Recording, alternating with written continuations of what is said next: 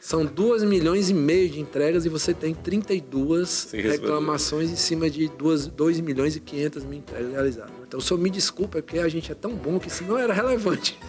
Hoje, nos grandes contratos, a gente trabalha com planilha aberta. E na planilha aberta, a gente coloca, inclusive, a taxa de administração, coloca a margem de lucro aberta. E eu não abro mão. Não sei o que, eu não vou pagar taxa de administração. Tu não vai pagar taxa de administração, então como é que eu vou ter um diretor? Como é que eu vou ter um gerente e tal? Como é que eu vou prestar serviço para você? Como é que eu vou prestar serviço sem ter um board para atender a tua operação? A cultura tem que ser forte e tem que ser adaptável, porque o tempo muda. Se você na sua empresa não muda a cultura da empresa de acordo com a mudança dos hábitos de consumo, a mudança da sociedade, a mudança da mentalidade das pessoas, você vai quebrar. É outra dica de ouro. O cara tem um negócio que está num grande centro e está trocando tapa com gente grande. E esse cara podia ser o rei de uma cidade média, podia ser o rei de uma cidade pequena, mas a pessoa fica cega. Não, tipo assim, eu nasci aqui, eu sou dessa região, é aqui que eu tenho que prosperar. Às vezes não é, irmão. Às vezes você tem que... O seu caminho, às vezes, está distante de onde você está.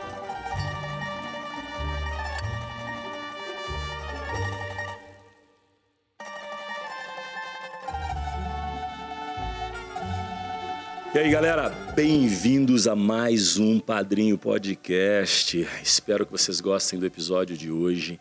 Aliás, eu espero não, eu tenho certeza, até porque a pessoa que vai estar aqui com a gente hoje, ela tem história de profundidade, não só no mundo empresarial, mas também nos esportes. Tem história de dificuldade, de vitória, de luta, e que ele mostra que para vencer na vida é 10% inspiração, 90% transpiração, literalmente.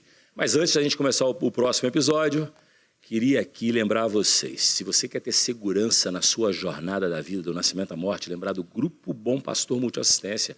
Grupo Bom Pastor agora acompanhando você na sua jornada. Uma empresa com mais de 40 anos de existência, sólida, uma das maiores do Brasil, acompanhando você com o quê? Telemedicina, seguro, você tem seguro para pet, você tem aí plano funerário, você tem todas as opções para te dar tranquilidade na sua jornada. Então, Grupo Bom Pastor, protegendo você na sua jornada, cuidando de você nos melhores momentos da sua vida. E, não podendo falar agora, se você pensou em logística, Logplace, logística inteligente, a maior do Nordeste. Meu amigo, se a gente sabe, Brasil, país continental, para ter uma cobertura com eficiência, a transportadora tem que ser muito boa. Então, se você precisa de uma empresa de logística, principalmente que você trabalha com e-commerce, Logplace, a maior do Nordeste, expandindo para o Brasil inteiro. Qualidade, preço justo e eficiência. E vem muita novidade por aí, tá? Se você está a fim de reestruturar uma empresa, Optimizing Consulting. O maior grupo de reestruturação empresarial do Brasil. Lá dentro a gente tem auditoria, contabilidade, consultoria, parte tributária, tudo que você precisa para fazer o turnaround do seu negócio. E é óbvio que eu não posso deixar de agradecer os nossos patrocinadores, né? Sem eles não existe o Padrinho. E para fechar, um presente aqui, ó, Pedro, o nosso amigo Capital Upgrade, presente para você, educação corporativa. Pensou em educação corporativa? Capital Upgrade. Precisa treinar o seu time, precisa colocar seu time preparado. Capital Upgrade. Mas então, chega de delongas, chega de falar de patrocinador, mas é óbvio que sem eles a gente não existe. Vamos falar agora de história de sucesso. Sucesso não é só dinheiro, sucesso é legado, sucesso é influenciar a vida das pessoas. É tudo aquilo que você faz entre o período entre nascimento e morte. Vida é isso, né? E aqui no Padrinho, é gente que faz e realiza. Aqui não tem contador de história, aqui tem fazedores de história. E hoje, eu tenho um cara aqui que, além de um amigo pessoal, eu acabei dando um spoiler, né? Entreguei um presentinho para esse cara aqui, mas eu não falei o que ele faz, né, cara? O Pedro Bezerra, ele é nada mais, nada menos que o CEO da Logplace, essa empresa que eu acabei de falar, a maior logística inteligente, a maior e melhor logística do Nordeste, expandindo para o Brasil inteiro. Além disso, esse cara pilota, ele tem uma jornada aí diversa e ele vai contar para a gente tudo isso. Tenho certeza que vocês vão gostar. E detalhe, tá? Quer fazer pergunta para o Pedro?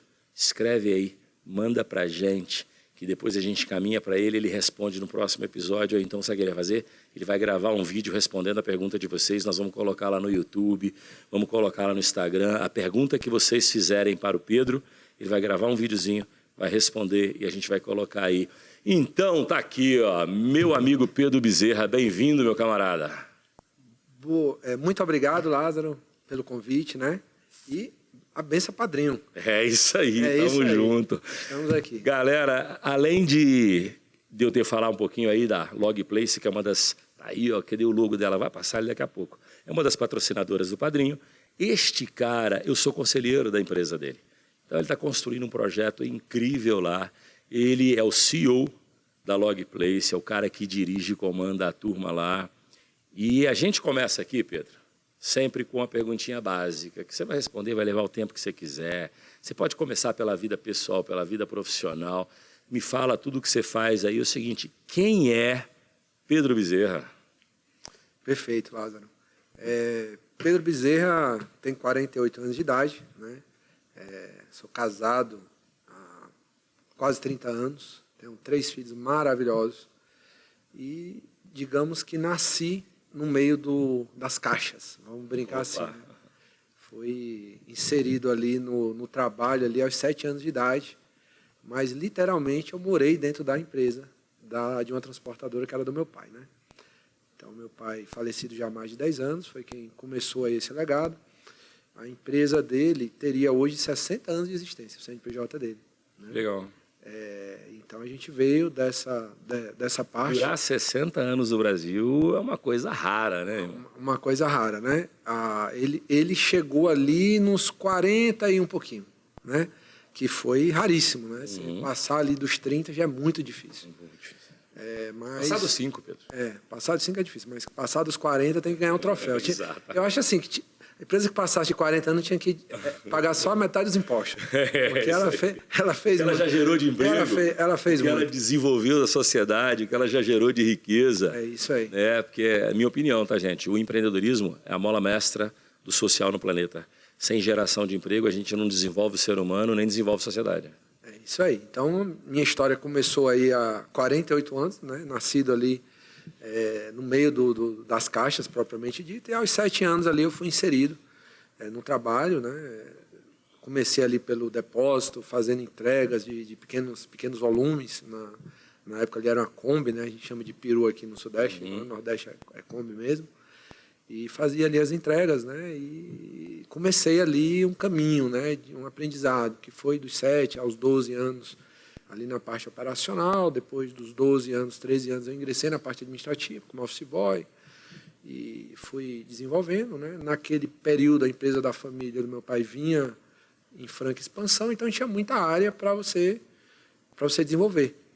Então, a primeira dica que vai é essa, né? Se você está numa empresa familiar, e todo mundo focar no crescimento da empresa, todo mundo ganha. Por quê? Porque o negócio vai crescendo e você vai crescendo junto com o negócio.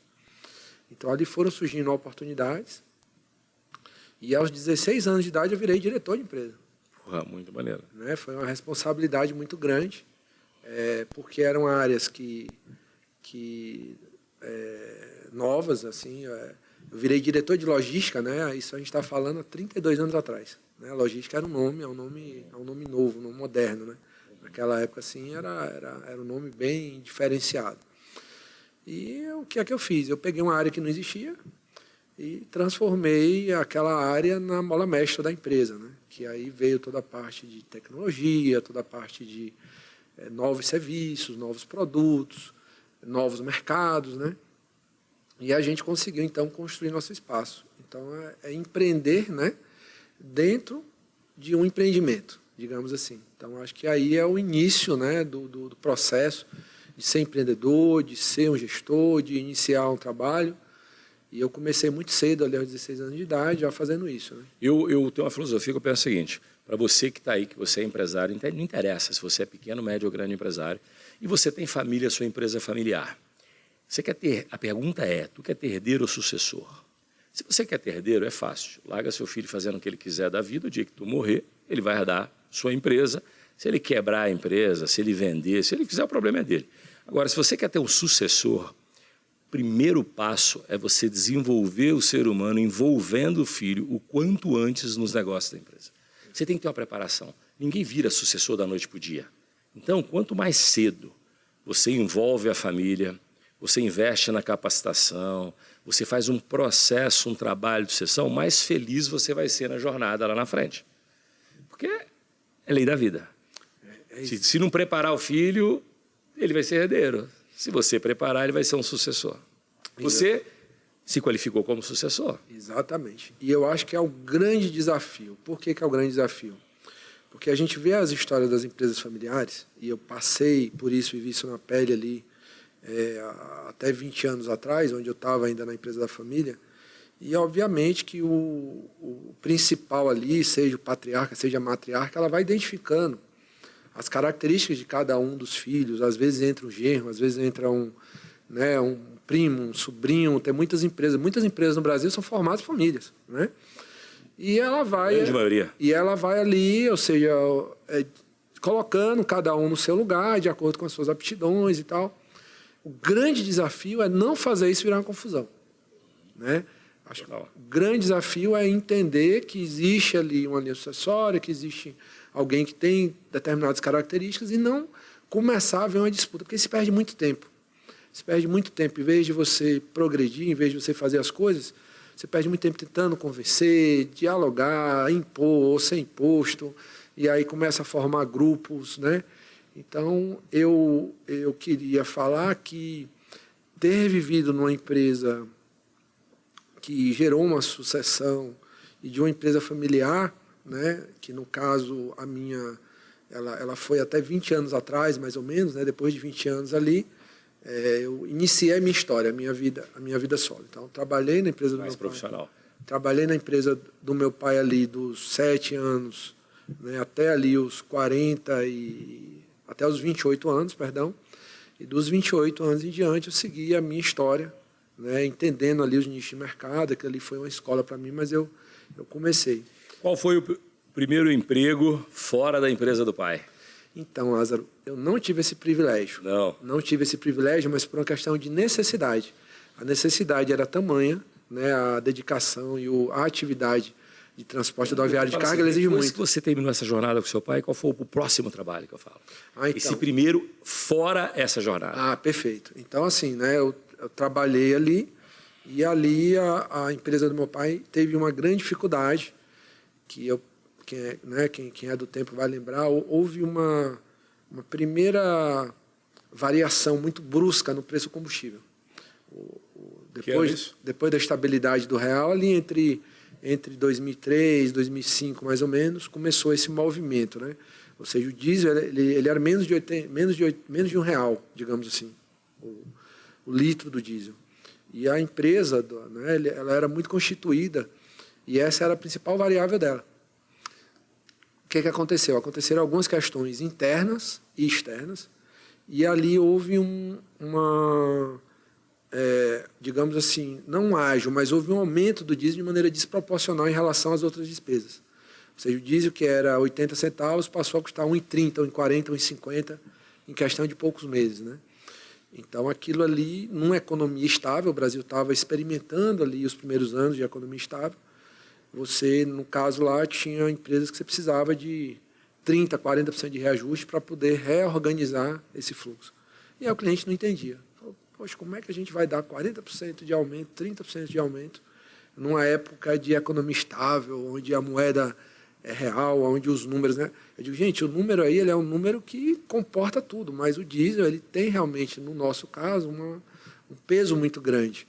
E, infelizmente, a empresa, então, não resistiu, porque ela tinha uma carteira de clientes muito grande e era uma carteira que tinha muito diversa. Você tinha desde uma pequena empresa, né, do Nordeste até uma multinacional, e não conseguiu-se, então, se fazer o repasse no tempo que a empresa precisava.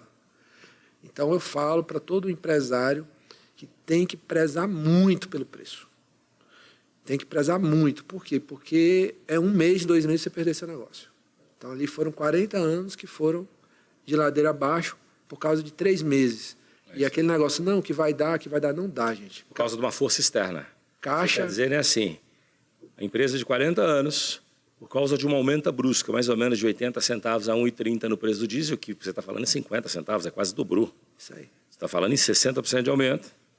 A empresa não conseguiu segurar os custos variáveis, que neste caso seria o combustível. Exatamente. Na verdade, a empresa... Não deu para repassar. Não conseguiu repassar, né? Porque o mercado naquele momento não aceitava. Depois que não deu mais tempo, muitos vieram falar, poxa, você estava certo. Eu digo, pois é, mas o tempo passou, né, de ter dado certo. Foram até pagar fretes maiores, porque ali outras empresas entraram e quando foram ver, tiveram que tarifar como se tinha que tarifar. Então, o empresário, Lázaro, o gestor, ele deve ter um cuidado absurdo nesta variável, ou seja, na reposição, naquilo que acontece. Porque nesse negócio de que no mês que vem vai melhorar, que no ano que vem vai melhorar, você perde seu negócio. O que você recomenda? Dá uma recomendação para esses caras. Ó, você sofreu um impacto externo, no caso dele foi aumento de combustível. Você está dando. O que você recomenda para você se proteger desses fatores que estão alheios à sua vontade, né? Você já começou falando, né? Porra, o reajuste de preço, não vender barato, você começou falando isso aí. Mas continua a linha do raciocínio. O que você recomenda para o empresário que está vendo? Cara, para não acontecer o que aconteceu comigo lá em 2003, o que ele tem que fazer? É isso aí. O que eu recomendo é que existem várias variáveis, a gente vai falar sobre isso ao longo do tempo, que eu acabei, né, os grandes empresários, os grandes gestores, eles pagaram muito caro para aprender, né? Total. E a gente teve também esse aprendizado aí muito doloroso. Então, ou seja, não existe, não cai do céu, nenhum cliente seu vai chegar para você e vai lhe dizer, ó, teve um aumento do diesel, vem aqui que eu vou te dar um aumento e tal. Não vai. Então, o que você tem que fazer? Você tem que estar atento a todas as variáveis do seu negócio. Qualquer mexida, você tem que imediatamente, não é chegar e falar, é tanto, não. Fazer um trabalho embasado, fazer ter subsídios, né, ter dados e fatos e ter isso como um convencimento. E dar um deadline, ó, o que eu suporto, o meu caixa suporta é isso. A partir daquele dia, eu vou no convencimento. Ou seja, julgar com transparência com o cliente, isso aí, dizendo para ele, ou é assim ou eu não sobrevivo. Exatamente. É simples assim, né? E eu vejo que muitas empresas elas vão embora porque elas não percebem isso. E aí, quando vê, já é tarde demais. Ou seja, fechou um contrato. E isso aí, Lázaro, eu estou falando, serve para uma pequena empresa, empresinha pequena que tem uma variável lá que ele não está cuidando. E eu já vi acontecer em multinacional. Eu já vi acontecer em grandes empresas que fecharam um contrato, né, aquele negócio, não, eu tenho uma conta de X milhões, era de fulano. E aí fulano saiu, absorvia aquilo ali. A primeira pergunta é, se fosse bom, por que fulano saiu? Isso aí, não tem milagre. Nas mesmas condições. Não tem milagre. Não tem milagre, né? Pode acontecer, você ter algo ali, um fato novo que ajude. Tem uma máxima no mundo corporativo, você vai me corrigir se eu estiver errado, até explicar para essa turma, que a maioria das transportadoras no Brasil quebram de pátio cheio. E vou dizer assim, turma, o Brasil é um país onde o modal rodoviário ele vai reinar por mais 500 anos. Não vai mudar de uma hora para outra. Não vai botar para mudar o rodoviário, aéreo, fluvial de uma hora para outra. Vai continuar sendo por causa da estrutura terrestre brasileira. O caminhão ainda vai ser o principal meio de transporte. E existe esse negócio. O que você vê de transportadora talvez seja um dos business que mais quebra no Brasil. E a gente escuta falar muito em banco de investimento, em tudo. Eles quebram de pátio cheio. Essa frase é verdadeira? Verdadeira. É exatamente isso. Eu nunca vi uma transportadora quebrar sem estar com o pátio cheio. Por falta de cliente, não? Não. Ou seja, normalmente ele se perde ou nas despesas ou na receita e vai acontecendo um movimento de travamento. Ou seja, ele vai tendo um caixa negativo. Obviamente que tem os casos de má gestão, né, que acontecem. Então, você, quando contrata uma empresa, você tem que saber quem está por trás dela, né? Essa pessoa tem capacidade para gerir isso, não tem? Então, senão vai te largar na mão, né? Isso aí. Você que é um cara que tem um faturamento expressivo, você precisa que alguém entregue no Brasil. A logística no Brasil é uma coisa complexa. Se você escolher mal o seu transportador e ele te quebrar de uma hora para outra, quem vai ficar na mão é você e seu cliente. É isso aí. Aquela história que não é sempre obrigatório. Que a gente fica falando de preço e, por exemplo, nós trabalhamos com preço super competitivo, mas às vezes o barato sai caro.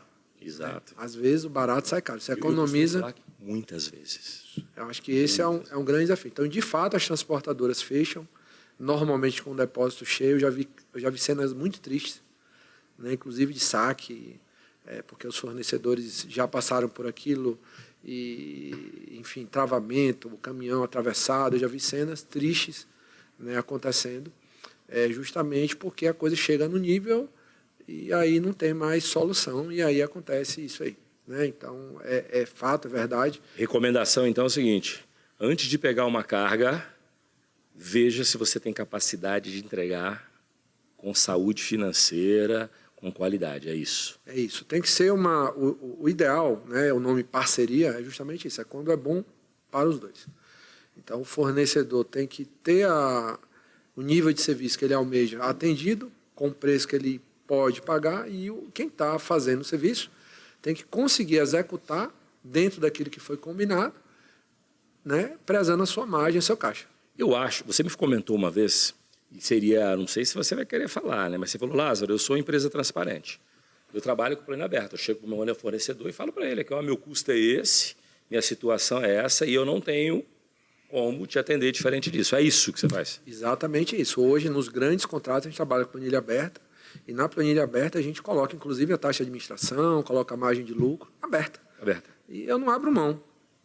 Não sei o que, eu não vou pagar taxa de administração. Tu não vai pagar taxa de administração, então como é que eu vou ter um diretor, como é que eu vou ter um gerente e tal? Não... Como é que eu vou prestar serviço para você? Né? Como é que eu vou prestar serviço sem ter um board para atender a tua operação?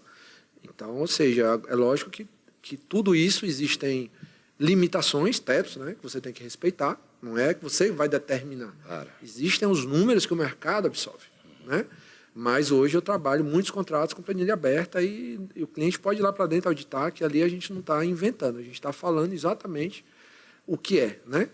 Antes da gente passar para outras perguntas, já que você começou a falar desse modo que você opera, qual o grande diferencial da Logplace, irmão? O que você tem de diferente do resto para poder fazer um belo trabalho para essa turma que está aí?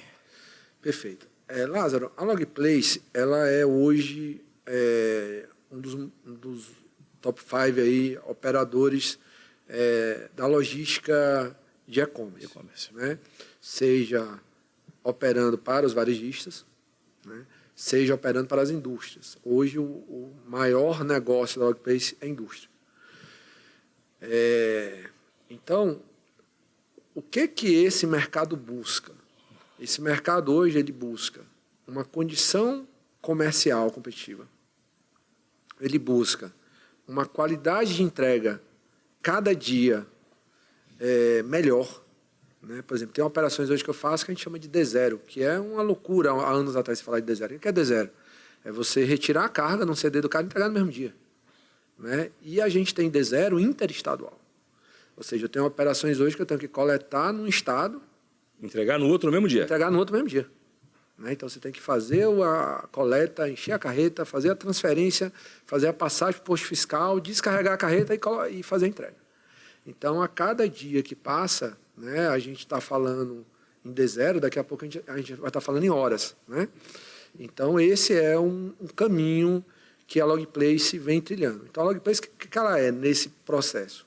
Primeiro, pioneira, ou seja, ela é uma das primeiras empresas a absorver o mercado que a gente chama aí de B2C ou D2C, que é a entrega na casa das pessoas.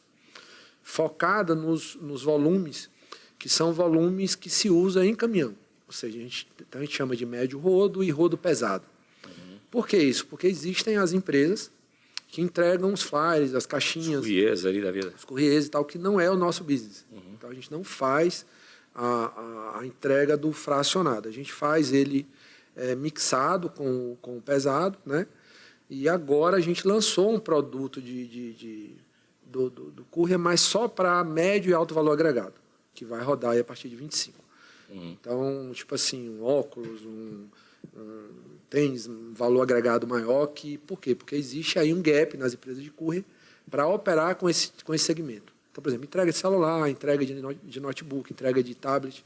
Hoje existe um gap, porque as empresas de courier hoje elas não têm uma estrutura de segurança, estrutura de risco, uma capacidade, né, em separar aqueles produtos.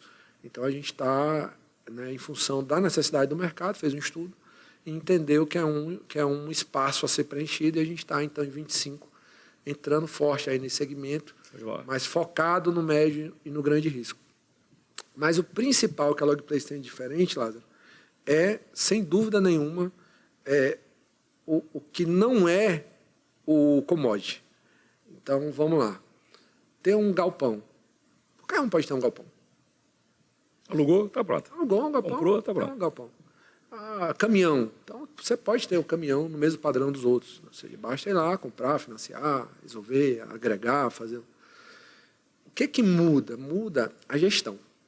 Então, a Logplace hoje, ela, sem dúvida nenhuma, é a empresa que mais entrega serviços de controle das operações. A gente consegue fazer um monitoramento a cada 3 minutos do que está acontecendo. Você fala o seguinte, ó, o que ele está dizendo aqui. Ele vai entregar essa caneta. Alto valor agregado, vai entregar na casa de alguém. A cada 3 minutos você monitora onde ela vai estar. A cada 3 minutos eu consigo fazer tudo. Tudo que eu estou entregando, tudo que eu estou coletando, se está no prazo, se não está. E eu sou avisado com antecedência se não for acontecer. Então, por exemplo, eu tenho um prazo de entrega em alguns dias e a gente faz um monitoramento disso. Então, para que aquele prazo aconteça, a carga tem que sair de uma unidade para outra com tantos dias, tem que ser descarregada em tantas horas, tem que ir para a entrega em tantas horas ou tantos dias. Então, a gente vai monitorando todas as etapas do processo. Se em alguma dessas etapas houver uma quebra, a gente é avisado, ou seja, a gente não vive lá de sepultar os mortos, a gente vive de cuidar dos vivos, né? Entendi. Então, ou seja, o que a gente faz? A gente não deixa a entrega ser realizada fora do prazo. Então, hoje a Logplace ela opera com vários clientes com padrão de excelência. O mercado fala que o padrão de excelência é 95%, ou seja, de cada 100 entregas, você fazer 95 no prazo. A Logplace ela passa de 99 na média. Então, ela tem vários contratos, e eu estou falando de contratos gigantes, que ela faz 100% todos os meses. Quando não faz, ela faz ali 99, 99,3, 99,8. Isso aí você já viu lá, é aberto, todo mundo que chegar vai identificar e vai ter a gestão à vista do que está acontecendo. Então, para que a gente conseguisse chegar nesse patamar, foram anos de desenvolvimento de tecnologia, de cultura, de pessoas, né, de integração com as diversas plataformas e com os diversos sistemas aonde o e-commerce transita.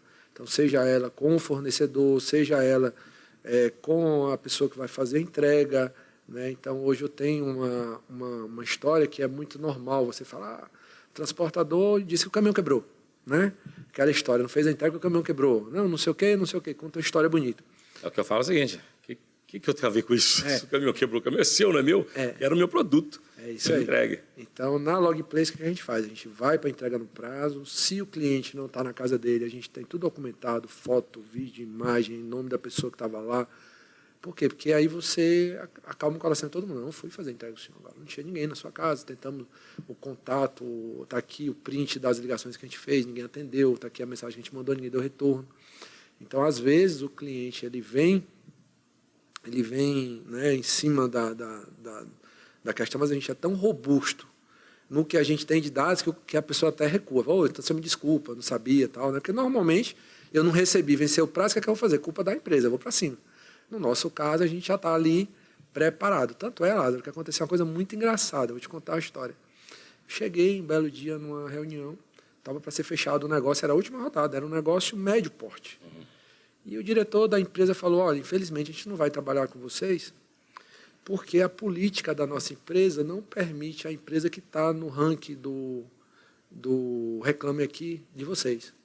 Eu digo, Reclame Aqui. Eu pensei, meu Deus do céu, Reclame Aqui é importante, realmente, entregar as pessoas. Né?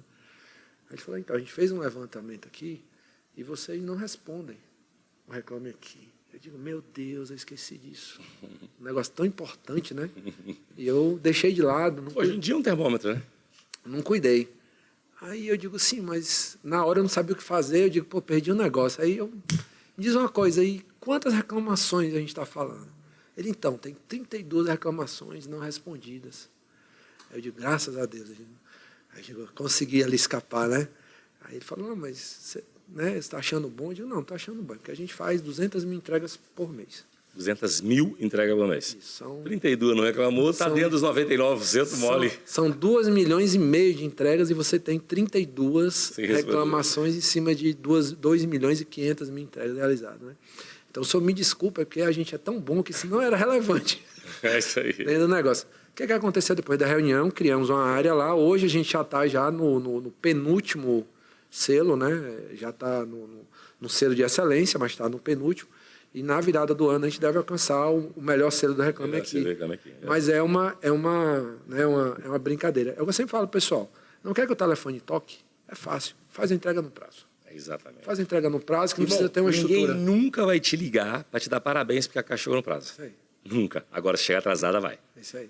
Entendeu? Então, tem empresas que têm uma estrutura enorme para cuidar da ineficiência. E nós, não, como a gente não tem ineficiência, a estrutura é mais enxuta.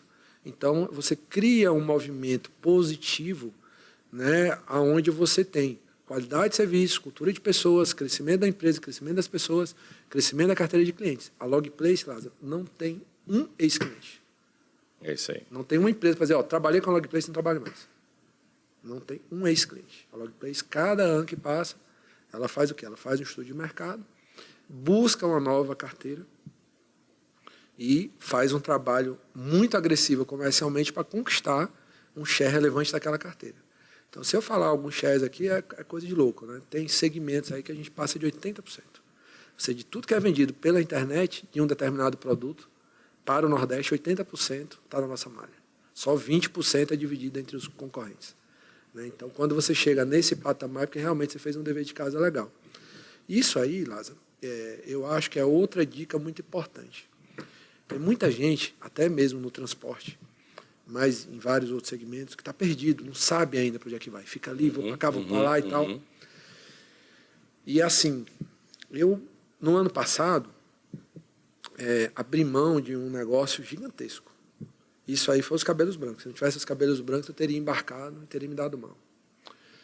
Uma determinada empresa na região Nordeste estava descontinuando uma operação gigantesca. Gigantesca. E chegou a pessoa, um grupo de pessoas dessa empresa, e falou, Pedro, a gente tem um negócio aqui que é X milhões de reais, eu vou até falar o número, de 7 a 10 milhões de reais de faturamento por mês.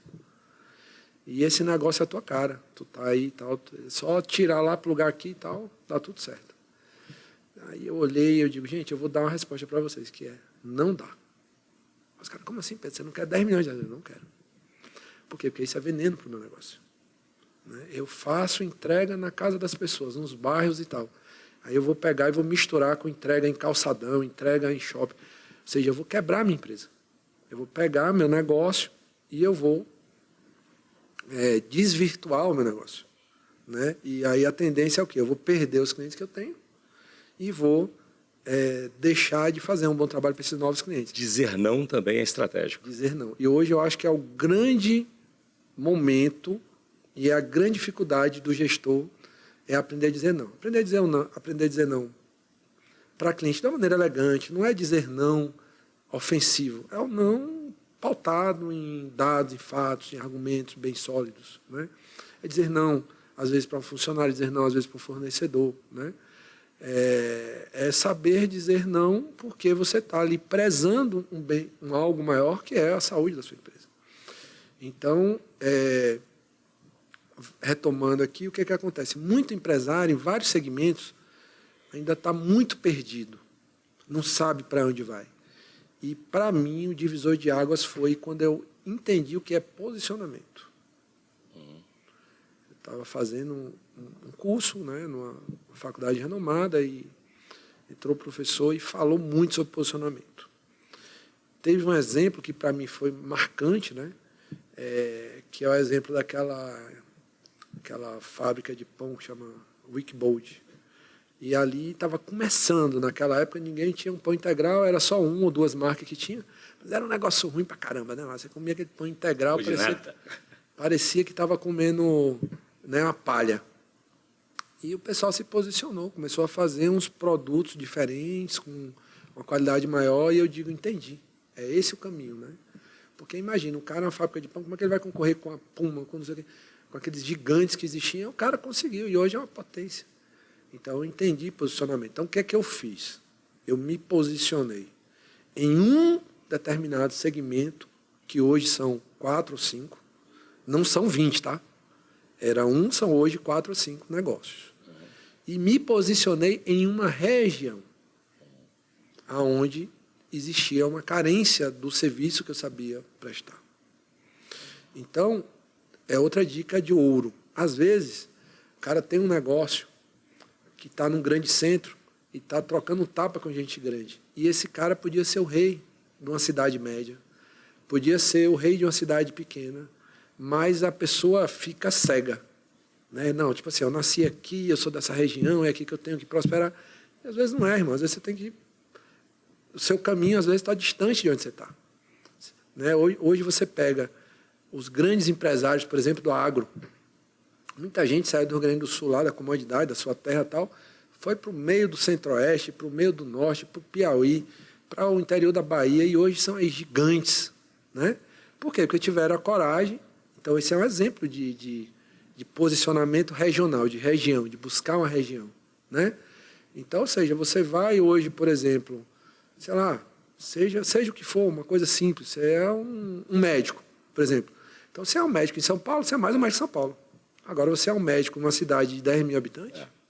Eu tenho um conhecido que saiu do Vale do Taquari, no Rio Grande do Sul, e foi para Tangará da Serra, no Mato Grosso, há 20 anos atrás. Hoje ele é um dos maiores produtores de soja lá. Tá aí um exemplo. Isso aí. Então, ou seja, a pessoa ela quer a graça, ou seja, ela quer alcançar, né, mas ele só esqueceu o seguinte, que antes dele querer, muita gente naquela região já quis, e já conquistou, e já se consolidou. E aí a pessoa às vezes não tem a humildade ou a sacada de pensar isso. Não, peraí. Então, por exemplo, você pega uma cidade, você analisa, pô, essa cidade está crescendo. Para onde ela está indo? Pô, ela está indo para tal lugar. Daqui a 5 anos, tal e tal região vão ser bairros prósperos. Então, o que você faz? Você posiciona ali naquela região e você vai ter uma rede de negócio, seja ela de que segmento for. Por quê? Porque você anteveu, você... Né? É aquela história, todo mundo hoje quer balançar o pé, cair a fruta e botar na sacola. Mas não é assim a vida. No meu caso, não foi. No meu caso, eu tive que plantar...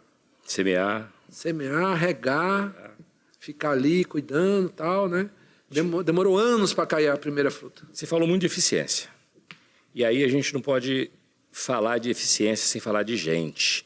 Então, eu vou te fazer várias perguntas sobre gente aqui, mas a primeira delas é o seguinte. O que uma pessoa precisa ter para trabalhar com o Pedro? Não estou falando para trabalhar na Logplace, qualquer outro negócio que você tenha. Depois nós vamos entrar por outros segmentos que esse cara também faz, mas vamos continuar aqui. É o seguinte, o que essa pessoa precisa ter para trabalhar com o Pedro, com o CEO da Logplace? O que essa pessoa precisa ter? Olha, hoje, para trabalhar comigo, a pessoa tem que ter comprometimento. Ela tem que ter comprometimento. Ou seja, ela tem que desejar, tem que ter uma sede de aprendizado, ela tem que estar disponível. Por quê? Porque o setor que eu opero, muitos lugares ou muitas atividades, deu 6 horas da tarde e acabou o expediente. Você fechou a sua porta ali, mesmo que for uma atividade shopping, deu 10 horas da noite, fechou a sua porta. A internet, irmão, 2 horas da manhã, a negada está comprando. Está lá os pedidos saindo, e eu sabendo a previsão. Né? Muitos negócios, como uma fábrica, por exemplo, você tem lá a produção, o que eu produzo, quantos itens eu vou produzir, qual é a demanda, qual não é. Às vezes você faz um planejamento, eu já vi planejamento de 5 anos. Olha que delícia você saber o que vai acontecer mês a mês durante 5 anos. Por exemplo, tu sabe me dizer o que a internet vai vender amanhã? Se é TV, se é geladeira, se é máquina de lavar, se é... Você não sabe. Então você pega uma empresa, não, vou preparar a empresa para trabalhar com um produto grande. Aí vem produto pequeno. Não, vou preparar para trabalhar com um produto grande. Então lá, o que a gente tem que fazer? A gente tem que ter uma empresa a cada semana. Então toda semana é uma empresa diferente. Então para isso, o que eu preciso? Eu preciso de gente que esteja preparado para esse modelo de negócio, que é um modelo muito agressivo, né? Mas é um modelo muito prazeroso. Existem épocas do ano, como a época que a gente está, por exemplo, para mim é um privilégio poder estar aqui com você hoje, porque a gente está no quente do quente. A Black Friday já aconteceu, mas nós estamos no meio das entregas da Black Friday, porque a gente opera Nordeste, então muita carga saiu do Sul, até chegar no Nordeste para entrega, então a coisa ainda está acontecendo, a onda ainda está lá. E eu só estou aqui porque tem mais de 1.000 pessoas lá segurando a peteca. Né? Tem mais de 1.000 neguinhos hoje me ajudando, fazendo a coisa acontecer, e mais de 2.500, 3.000 indiretos. Então, são 4.000 pessoas, mais ou menos, aí nesse movimento. Então, o que a gente espera? A gente espera gente comprometida, gente com sede de aprendizado, gente que queira crescer. Por exemplo, eu não contrato um gestor que está estabilizado. Às vezes, você chega lá, a pessoa é uma vaga. Por exemplo, eu tenho 14 unidades.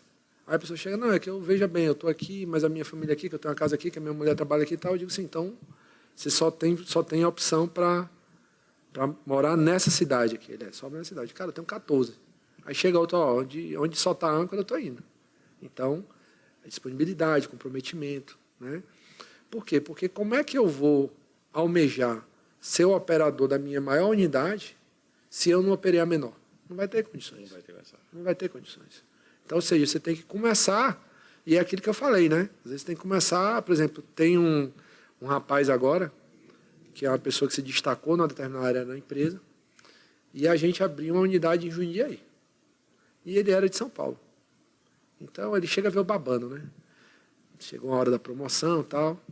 Aí eu falei, amigo, você vai ser promovido. Aí ele ficou todo feliz, né? Eu digo que você vai para Irecê, na Bahia. Ele achando que era Jundiaí? Ele achando que era Jundiaí. Você vai para Irecê, na Bahia. Eu digo, pô, seu Pedro, eu pensei que era Jundiaí. Eu digo, então, cara, para ir para Jundiaí tem que passar por Irecê, tem que passar por mais uns 2 lugares para chegar em Jundiaí, né? Por quê? Porque é isso mesmo, é os desafios, né? É de comprometimento. Ele está lá quebrando umas pedras, a gente está aqui conversando, ele está lá quebrando umas pedras pesadas em Irecê. Ele está lá no batente, é um lugar de muitos desafios e tal. A gente está... É a primeira transportadora que está instalada no raio de 250 quilômetros. Então, ele está lá inventando um negócio que não existe. Ninguém sabe operar, não tem funcionários com experiência, né? Então, o que a gente vai atrás? De pessoas que têm compromisso.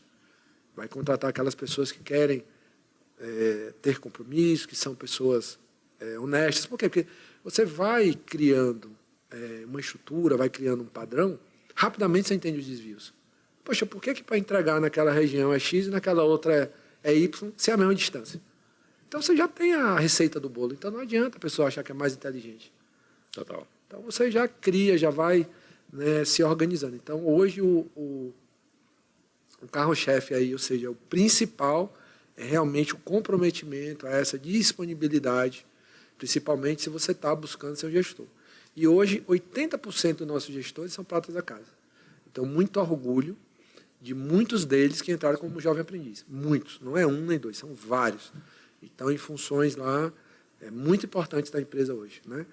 Então, são pessoas que começaram ali como jovem aprendiz, viraram estagiário, viraram auxiliar, assistente, e foram crescendo, né, supervisor, coordenador, até virar gerente. Então, a maioria do nosso pessoal, a nível de gestão... 80%, você falou? 80% foi feito dentro da empresa. Então, já que você falou de gestão, vamos lá. Liderança. Qual a importância da liderança para você, Pedro, e quais as características, na sua opinião, de um bom líder? Lázaro, eu não acredito no líder que não sabe fazer a coisa. Eu não acredito no líder que não sabe fazer a coisa.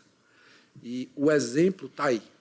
Né? Recentemente, nós tivemos aí algumas ondas, não foi uma onda, nós tivemos algumas ondas de aquisição de grandes transportadoras que foram a pique, porque as pessoas que nunca fizeram a operação foram querer administrar a operação.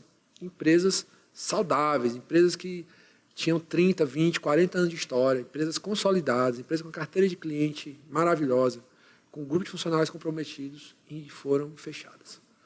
Por quê? Porque as pessoas que foram liderar essas empresas não sabiam fazer o negócio. E pior, não tiveram a humildade de chamar quem sabia fazer do lado, de escutar quem sabia fazer do lado. Eu vou te dar um exemplo clássico disso. Um dos meus principais negócios é transportar linha branca. E a gente é muito bom nisso. Muito bom, muito bom, muito bom. Para quem não conhece, linha branca, geladeira, etc. Quais produtos que englobam a linha branca? É isso aí. Explica para a turma. É geladeira, fogão, máquina de lavar, né? Produto que normalmente as empresas que vendem geladeira ali, hoje tem mais uma gama de produtos, mas a gente está falando especificamente da linha branca. São produtos que têm baixa margem, alto volume, alta cubagem, tem que ter um cuidado todo especial no transporte. A embalagem, a cada dia que passa, é mais simples, né? E a gente opera com longas distâncias, então são desafios gigantes. E aí, uma das pessoas que trabalharam numa dessas empresas que fizeram essas aventuras aí que eu estou te falando, ela chegou e não tinha um pallet no depósito. O cara falou, mas você trabalha sem pallet? Eu digo, lógico, você já foi na fábrica de linha branca? Lá não tem pallet, não. Lá os produtos são no chão. Verticalizados, né, em X, a altura, tudo no chão, não usa pallet. A gente usa o carrinho de 2 rodas. Carrinho de 2 rodas, cara. Não, lá onde eu trabalhava lá, era obrigado a botar no pallet. Eu digo, geladeira no pallet, ele era. Chegou lá o diretor e falou que não aceitava um produto que não fosse dentro de um pallet. Ou seja, o cara era um cara de logística, de armazenagem. Ele não era um cara de... Ele estava talvez burocratizando o sistema, não era? Ele não era. Ele era, né, o salto subiu, ele subiu em cima do salto e falou, na minha empresa eu não aceito isso, na minha empresa eu não aceito carga no chão. Mas ele não sabia que na fábrica estava no chão. Não é que eu estou fazendo nada de errado, entendeu, Lázaro? Sim. O que eu estou fazendo... no meu concepção, você me corrija se eu estiver errado. Se eu paletizar e depois tirar, se ela está no chão, eu vou ganhar mais eficiência e agilidade. Isso. Do jeito que ela entra, ela chega e ela sai. Se eu paletizar esse troço todo, depois eu vou ter que despaletizar para tocar, não é não? É isso aí errado ou estou certo? É isso aí que eu queria te explicar. Resultado da história. A empresa que esse grupo assumiu veio a entrar em dificuldade de fechar. Uma carga de geladeira, uma carreta, sei lá, eles descarregavam em 3 horas. Eu descarrego uma carga em 28 minutos. Pois é. Né? Então, ou seja, é quase 10 vezes, né, sei lá, 6 vezes mais tempo. E a não paletização contribui para isso? Para fazer o serviço. Exatamente, por causa da agilidade do processo. A área que ele precisava para armazenar era 2,5 vezes maior do que eu precisava. Né? Então, é o que eu estou querendo falar. É o líder que não sabe executar o negócio, ele não vai à frente. Então, nós temos 2 caminhos. Onde é que eu acredito que dá certo? Eu sei fazer. Então, por exemplo, lá na empresa, a gente tinha uma brincadeira lá que era tipo uma Olimpíada da empresa para saber quem descarregava mais rápido. Então, a equipe que descarregava uma carreta de mais geladeira era a minha equipe. Eu ajudava a descarregar. Então, olha só a folia que dava os funcionários querendo bater meu recorde lá. É lógico que a equipe, né, que eu selecionei além de mim, imagina assim, que eu era lá um jogador e tinha o Ronaldo, né, o Messi, todo mundo ali e eu no meio. Então, não tinha como perder, né? Mas, ou seja, a gana da empresa em bater aquele número, em fazer com eficiência aquilo, era maior. Então, eu estou falando que eu ia lá e eu descarregava o produto, fazia o processo, movimentava no carrinho. O CEO descer para mostrar ao funcionário como faz. Isso é liderar pelo exemplo. É isso aí. Então, se você não tem essa competência, se você não aprendeu, e aí você é um investidor, não tem jeito, irmão. Você tem que ter alguém que saiba. Que foi o segundo erro dessa empresa, desses grupos. Não foi um grupo, não foram vários. Tá? No segmento de transporte, nos últimos anos, tiveram algumas ondas de empresas que foram adquiridas por grupos e tal, e que vieram a pique. Eu tive a notícia que o Sequoia foi uma das maiores, né? Uma das maiores. E está em bancarrota. É um dos exemplos. É complicado falar como tal, como não está, mas, enfim, foi um dos exemplos onde não houve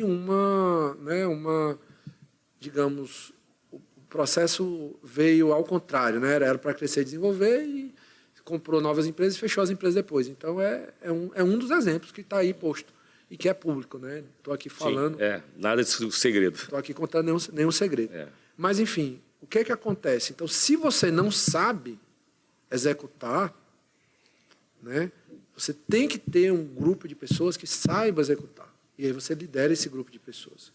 Por quê? Porque mesmo no transporte, eu estou demonstrando aqui que uma coisa é a visão logística, outra coisa é a visão de distribuição.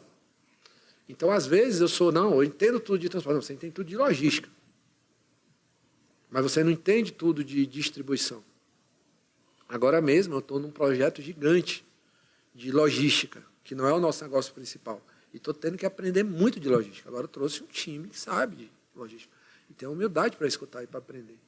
A gente tem alguma experiência, né, pontuar alguma coisa, mas tem que ter quem saiba fazer. Então, o líder que não tem a capacidade ou não tem o conhecimento para executar, tem que ter um grupo de pessoas preparado para fazer. Se não fizer, é a receita do fracasso. Seja em qualquer segmento. Então, assim, Pedro, eu sou um investidor nato e tal, eu não sei fazer, então eu não posso ter negócio. Você pode ter, desde que você esteja aliado a grupo de pessoas que saibam fazer. Tem um time, né? Tem um time. É isso aí. De preferência os melhores. Exatamente. E capital intelectual custa caro, né, gente? Se você quer ter um time melhor, você vai ter que ter as melhores remunerações e o melhor ambiente de trabalho, porque senão você não vai conseguir trabalhar. Pedro, todo mundo viu aqui que você é um apaixonado por logística, você é um apaixonado por empresa, mas me fala mais agora o seguinte, paixões do Pedro, fala mais das suas paixões, além da família que você já contou. É lógico. Não, a paixão principal, né, é pela Igreja Católica, Lázaro. Minha primeira grande paixão, né? Eu sou um católico assim com muito orgulho. Eu venho em um movimento, né, de buscar a Deus já há muitos anos, e isso teve um reflexo muito positivo na minha vida, né? Foram momentos aí onde eu tive N momentos, né, e a cada momento a fé, acreditar, as pessoas em volta. Comunga toda semana, vai toda semana? Toda semana, pode acabar o mundo, eu não deixo ir para mim. Você sabe que eu tenho um sócio que é Opus Dei, né? Isso é dos meus. Ele é dos seus. Você também é Opus Dei? Não, a Igreja Católica ela é muito eclética, né? Eu sou mais da renovação carismática. Renovação carismática. Isso. Deixa eu te fazer outra pergunta. Você ainda acha que se não comungar vai para o inferno? Então, Lázaro, eu vou te explicar o que acontece. A Igreja Católica é como uma empresa. Ela tem as normas. Não, se falar um negócio, a Igreja Católica, para mim, ela é um exemplo de cultura. Sim. Porque ela é milenar. Isso. E século V, ela estava falida, século XII era a maior instituição do planeta. E até hoje ela segue os mesmos dogmas. É óbvio que modernizando, igual você falou, a linha carismática ela é mais recente, né? Isso, mais recente. É mais recente. Vamos colocar assim, porque ela vai se adaptando, como tudo na vida. A cultura tem que ser forte e tem que ser adaptável, porque o tempo muda. Se você na sua empresa não muda a cultura da empresa de acordo com a mudança dos hábitos de consumo, a mudança da sociedade, a mudança da mentalidade das pessoas, você vai quebrar. E os dogmas também têm que ser adaptados aos novos tempos. E é isso que está acontecendo. Mas vai, continua. Só te cortei por isso, vai. Não, mas assim... É porque eu fiz a brincadeira com ele que se eu não comungasse eu vou para o inferno. Aí ele vai me explicar. Não, então assim... Então imagina que você tem uma empresa e você coloca lá 10 mandamentos da sua empresa. Certo? Aí a pergunta é correto o funcionário chegar lá e falar, isso está errado? Um desses 10 mandamentos? Cabe a ele querer trabalhar lá ou não. Exatamente. Ele pode fazer isso. Pode fazer isso. Só que se ele não se adapta à cultura, ele que sai. Isso aí. Então a igreja é a mesma coisa, né? Então a gente cai na besteira que a gente tem que ter uma igreja nossa, que a gente tem que ser a igreja da nossa maneira. E nessa brincadeira que tem um estrago grande aí de várias, né, pessoas que se aproveitam desse movimento para criar essa situação e ter um negócio, um business. Mas a Igreja Católica, o que ela faz? Ela tem ali as suas normas. Então, por exemplo, se eu estou fazendo algo que está errado, eu estou consciente que estou fazendo errado. Mas eu não estou ali questionando se está certo ou está errado. Eu sei que para estar ali, eu tenho que seguir aquilo ali e eu luto para seguir. Perfeito. Não quer dizer que eu sou perfeito, não quer dizer que eu não erro, né? Mas eu não sou eu que vou questionar e não sou eu que vai dizer que está errado. Então eu procuro seguir, assim como um líder, né? Um funcionário segue o seu líder. Né? A gente já se conhece, você sabe, né? Eu não tenho religião, mas eu acredito em Deus. Lógico. E eu falo o seguinte, a minha maior oportunidade, o que me faz estar próximo de Deus ou longe dele é a minha consciência e a minha conduta.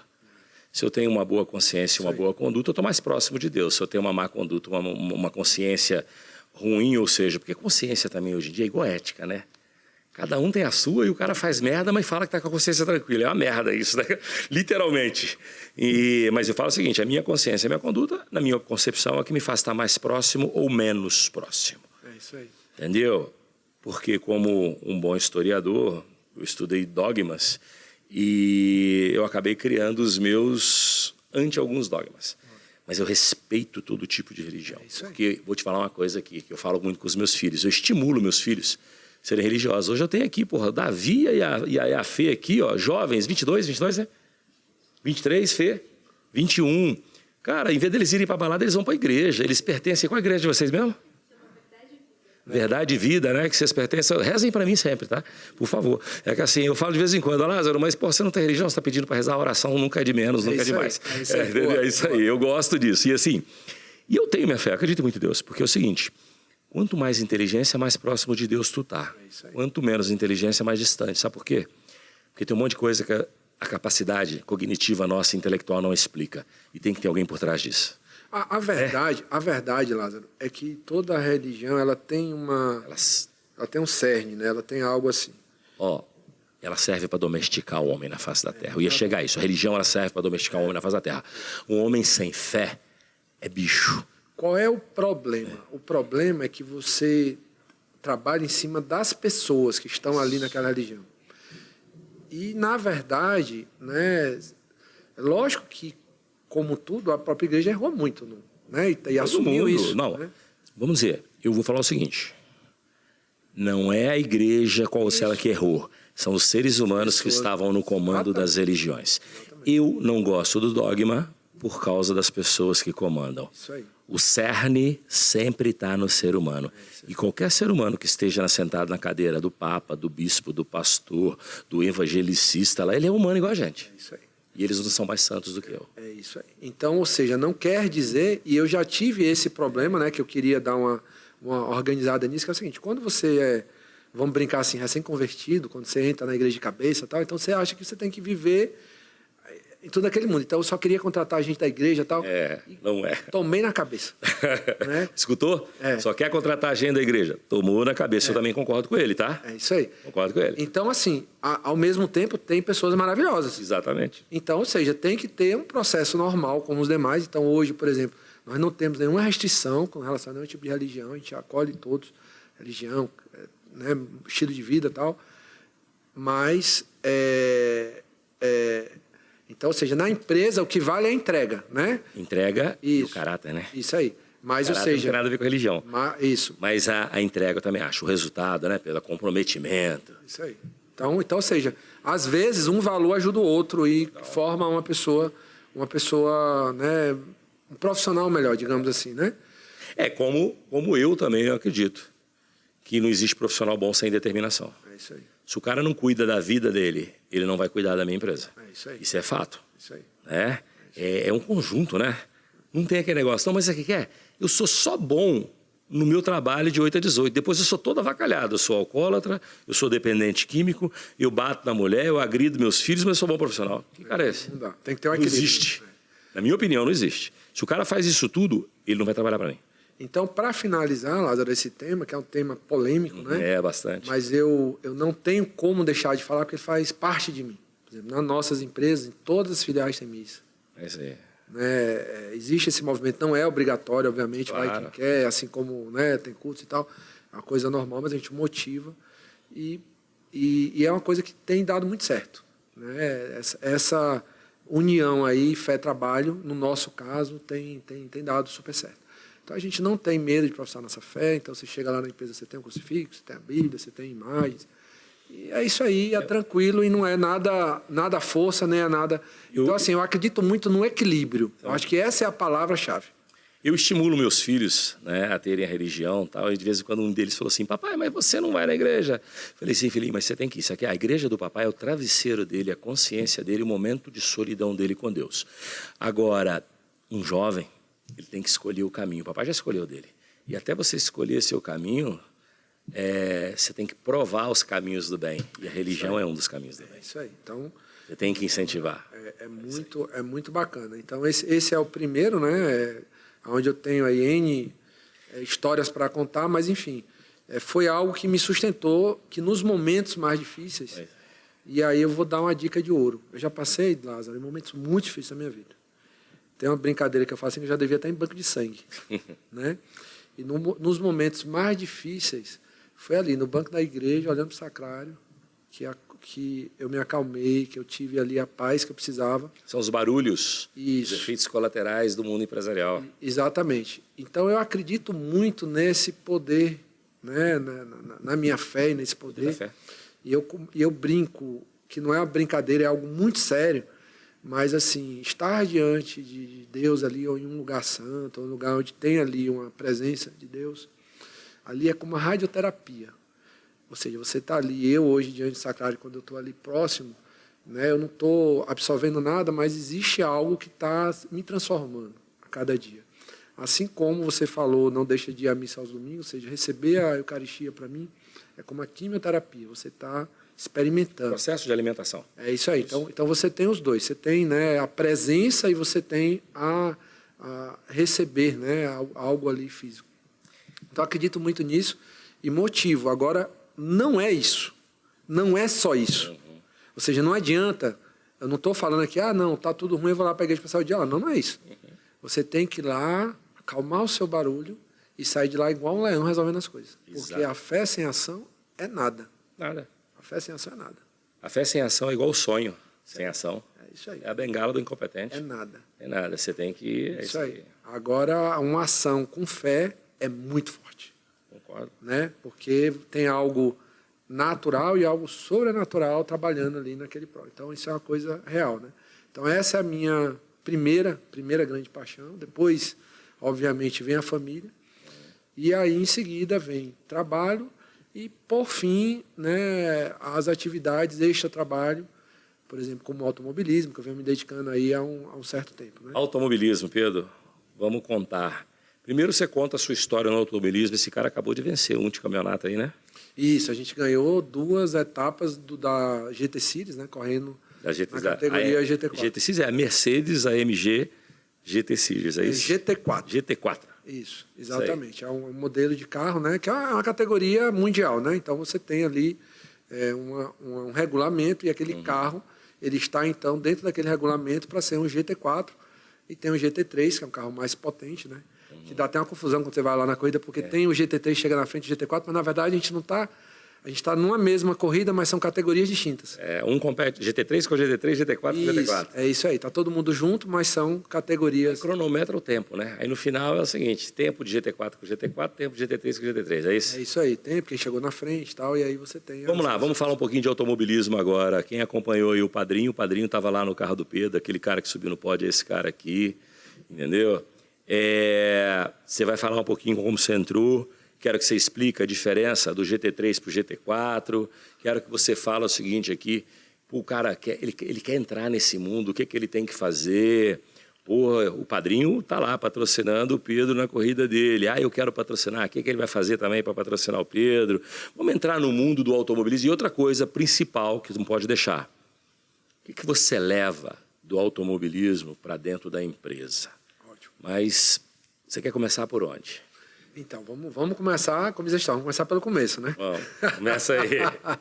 Então, né, é normal quando você vai fazendo um caminho ali profissional e o homem, né, a grande maioria do homem, ele chega um momento que ele resolve investir em uma paixão. Ele resolve investir em algo que lhe traz, lhe proporciona uma tranquilidade, lhe proporciona prazer, lhe proporciona... ou seja, você realiza aquilo que você quer fazer. Porque durante muito tempo você luta para fazer aquilo que os outros precisam que você faça. Chega um momento que você diz, não, agora eu quero me presentear. No meu caso, então, isso veio com o automobilismo. Comecei por carro antigo, desenvolvendo, fazendo alguns projetos. E desses projetos, então, me encontrei num lugar que, além dos carros antigos, também faziam carros de competição, de corrida.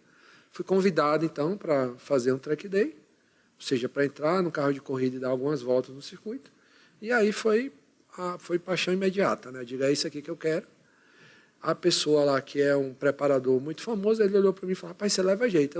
Eu fiquei na dúvida se eu levava jeito mesmo, se era... Deixa eu contar um negócio, esse cara vai ter que falar disso também.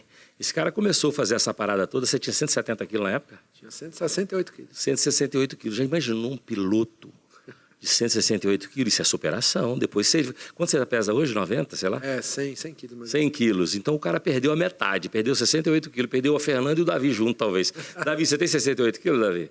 63, perdeu mais do que o Davi. A Fernanda nem vou perguntar, entendeu? Mas perdeu o Davi, entendeu? Eliminou daí de dentro. Depois conta essa história também. Porque quando você começou, você me falou que você era gordão. Isso aí. Porque eu lembro que você falou assim, ninguém acreditava. Ele estava no macacão gordão, saía lá dentro e ficava na rabeira dos caras, dos pilotos levinho, correndo lá dentro. Conta essa história aí, vai, vambora. É isso aí. Então, ou seja, foi exatamente isso, né? Eu nesse status aí, Tava ali, tive a oportunidade de entrar no carro. Foi muito difícil para eu entrar no banco. Imagino também, você me contou essa história. Eu acho que eu pilotei... A gente está rindo aqui, mas isso é história de superação. É, isso aí. Conta aí. Eu entrei no banco, ficou uma parte para fora, uma parte para dentro. Tanto é que depois, quando eu adquiri o meu segundo carro de corrida, né, o banco teve que ser alargado. Então, racharam o banco no meio, fizeram uma solda para poder... entrar dentro do banco de maneira confortável, né? Sim, ali sim. Parei de ter vergonha de falar, digo, não, gente, tem que arrumar o banco aí. Então foi isso, comecei normal fazendo track day.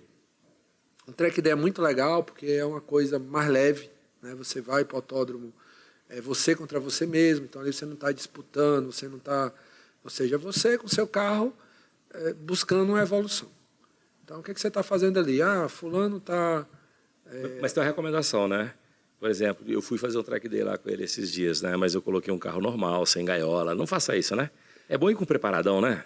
Melhor, né? Mais seguro. Vamos dizer que o que você fez é o início.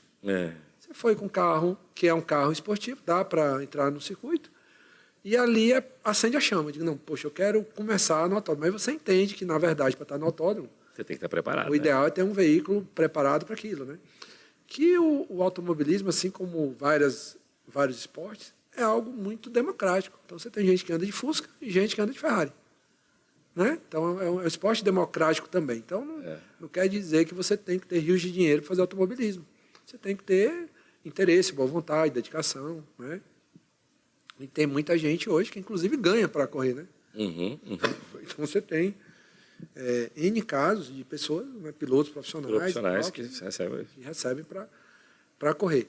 Mas no meu caso, né, que sou um piloto amador, que não é aquela história do piloto que vem lá desde jovenzinho, competindo tal, e vira piloto, né, a gente consegue uma capacidade financeira e aquela capacidade financeira subsidia o seu sonho. Né? E aí você começa a fazer um processo. Então, esse meu processo dura aproximadamente 10 anos, né? Vem de 10 anos, e nesses 10 anos você vai evoluindo. Começa com um carro mais lento, até porque é loucura também pegar um míssil lá e já começar com ele, né? Então você começa com um carro mais lento, vai evoluindo. Qual que é o carro com que você começou? Eu comecei com Audi. Audi. Normalmente é assim, as categorias, elas existem. Qual Audi? Era um Audi... Que depende, né? Se você tiver de R8 já não é muito. Não, era um Audizinho, um hatch. A3? Um A3. Esse A3 era uma categoria que existia, que foi descontinuada, então os carros foram vendidos. Como eram carros de corridas, viraram, né, carros para pilotar no autódromo, e foi o meu primeiro carro, então, de track day. Né? Então você começa ali no carro e você vai indo. Chega um determinado momento que você atinge ali o limite do carro. O que é atingir o limite para o Pedro? Atingir o limite para o Pedro é chegar muito próximo de um piloto profissional. Naquela categoria. Naquele mesmo carro, naquele mesmo circuito. Né? Então, poxa, se eu estou a X segundos de um piloto profissional, eu como piloto amador, né, cheguei no limite daquele veículo. E aí você passa por um processo de transformação, vai para um novo carro. Aí o próximo carro seu foi o quê? O seu foi o A3, e depois? Depois do A3 foi para o Mustang. Foi para o Mustang. Isso, a Mustang preparado para a corrida, né? Não era um Mustang de rua. Existia aquele Fórmula... Tinha corrida de Mustang também? Não, hoje você tem ainda. Você tem alguns Mustangs, inclusive GT4, GT3. Tem Mustang na GT4 e GT3? Tem Mustang GT4 e GT3. Todas as montadoras você tem carro tanto no GT3 como no GT4, né? E tem alguns Mustangs que fazem mais track day, tem uns 3 ou 4 aí no Brasil que são muito bons, inclusive. Esses carros chegam, inclusive, a andar mais rápido do que a Stock Car. É mesmo? Porque são carros com uma preparação assim no nível... No caso do Mustang? Andar mais do que a Stock Car? Ou seja, no mesmo autódromo, no Interlagos, faz um tempo abaixo de Stock Car, por exemplo. Então você tem essa... Mas comparável com a GT3 e GT4 sua? Aí dentro? Também. Então, ou seja, você tem, vai... Então aí eu fui para o Mustang, foi a minha maior escola. Você tem esse carro até hoje, não tem? Tem até hoje. É um carro da equipe lá que eu participo. E depois de muito tempo, né?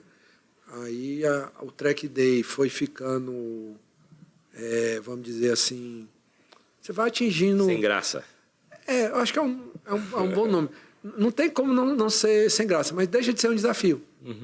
Então, por exemplo, qual era a minha né, qual era a minha praia, assim, eu ia para um autódromo e tinha lá uma Lamborghini. Então, eu fiz um tempo melhor que a Lamborghini. Aquilo ali já era a vitória, né? Não era que você estava disputando ali com a Lamborghini. Você faz um tempo no circuito melhor do que o da Lamborghini, por exemplo. Lógico que aí depende de quem está atrás também, né?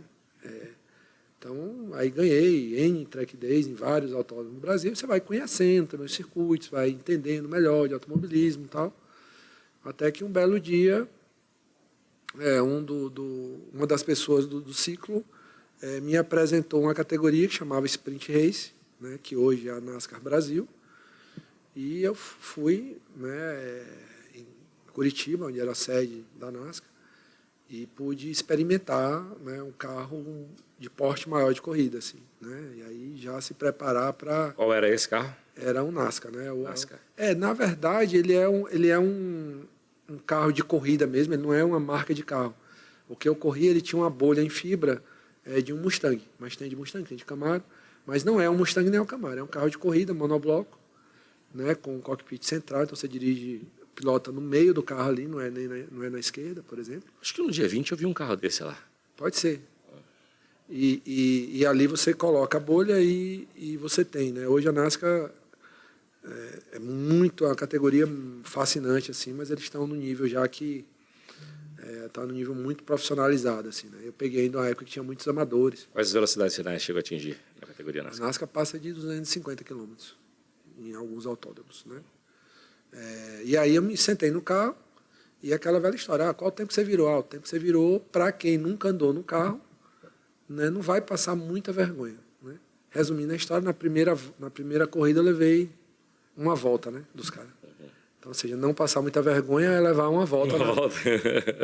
Entendi. Levar uma volta na primeira corrida, né? Se eu for lá, vou tomar 10. É isso aí. E aí fui devagarzinho, né, galgando meu espaço, aprendendo, entendendo. Aí tem toda a equipe, ou seja, é uma coisa meio complexa.